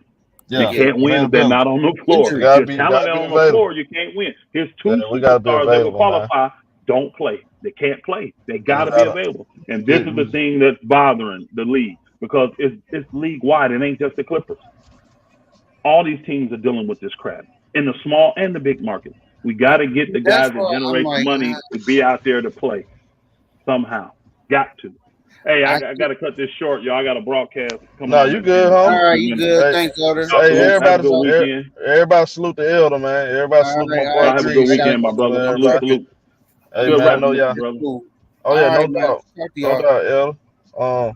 I'll talk to my people for a sec. Salute the blessing life, man. Champion. Roy, he said he was out there. Salute Mike G, all y'all. I'm promise y'all, as basketball winding down, I'm gonna start picking up more football content though. I am gonna start doing that, especially this weekend. This weekend, y'all. I'm gonna go ahead and start on. I'm gonna have to get y'all more football because basketball. I mean, we running out. Not on so much we can talk about. I don't want to do too much Lakers streams. Too many. Stuff is on vacation right now. Kevin Durant, it's that stuff is over with. Now it's time to get on, more football. Now if some little news come out, I'll do it. If y'all got a request, you can hit me on Twitter, Twitter DMs or something. You go on Twitter, you can hit me up on the even my community session. Y'all know I have a community session. Y'all feel like some news just came out, might need to report on, but I'm starting. I want to get more to football. Go ahead, get people into that. Go ahead, draw more, more audience for football and basketball, man. As we continue to grow, I want to say I appreciate all of y'all. Y'all are the best. I didn't make these shows myself. We all do this as a community. I appreciate my boy TC. He always supporting. Like I said, we don't. And now football, me and TC gonna be tearing y'all up, man. Crook Town too. At Crook Town, look, Crook Town, he recognized who to go there too. Salute my boy Crook Town. Salute Don Gio. Hey, you can't hate on that.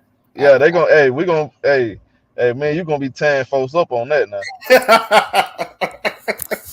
Yeah, that's real. I mean, I came around on Tom Brady. I'm like, look, you can't hate on the man. And then plus. Right. Once my cousin got drafted by them, I'm like, man, go ahead. Right. So this weekend, y'all, I'm gonna be I do want to have a real conversation, like we did last. But I'm focused on for real, T. So I want to focus on doing more football because basketball, I don't want to like, So what you gonna be on football though? What you gonna talk about? That's a whole lot of stuff. It's a whole lot of news. I haven't even came. It's a lot of stuff I've been working on. You feel what I'm saying? So basketball. I mean, what am I milking? You know what I'm talking about? I done milked that thing. We didn't talk about Zion. See, that's one of the biggest things I want to talk about. Zion. Get that's out of the way. What else? I mean, what else did I miss? Did we miss anything? Bro. Nope. It's football season anyway. Yeah. Appreciate it, Buck and everyone. Yeah. Salute Omar. Yeah, y'all just help me support. This all I'm asking. Help me support the football stream. Let's get that rocking. Let's get basketball rocking. Both sides of the curve. Let's get the whole thing rocking. Let's continue to grow. And I appreciate everybody. Positivity. All positivity, all good energy around here, man. Salute Raw Will. Raw Wills, man. I really rock with you. You always supporting, always encouraging me. So salute to Dennis from DC. Priest, he been around from the get go. Man, salute to everybody, man. I'm getting ready to close this down. Again, man, y'all are the best. We'll be right back tomorrow. We got to get into football, real life, everything, sports. Y'all already know we're gonna continue. Salute, yeah. We might do a little something with that Alabama. I ain't gonna go too crazy on, but salute to everybody though. Y'all be safe. All right, you too, buddy. All right. All right. I agree, Buckingham one. Fair.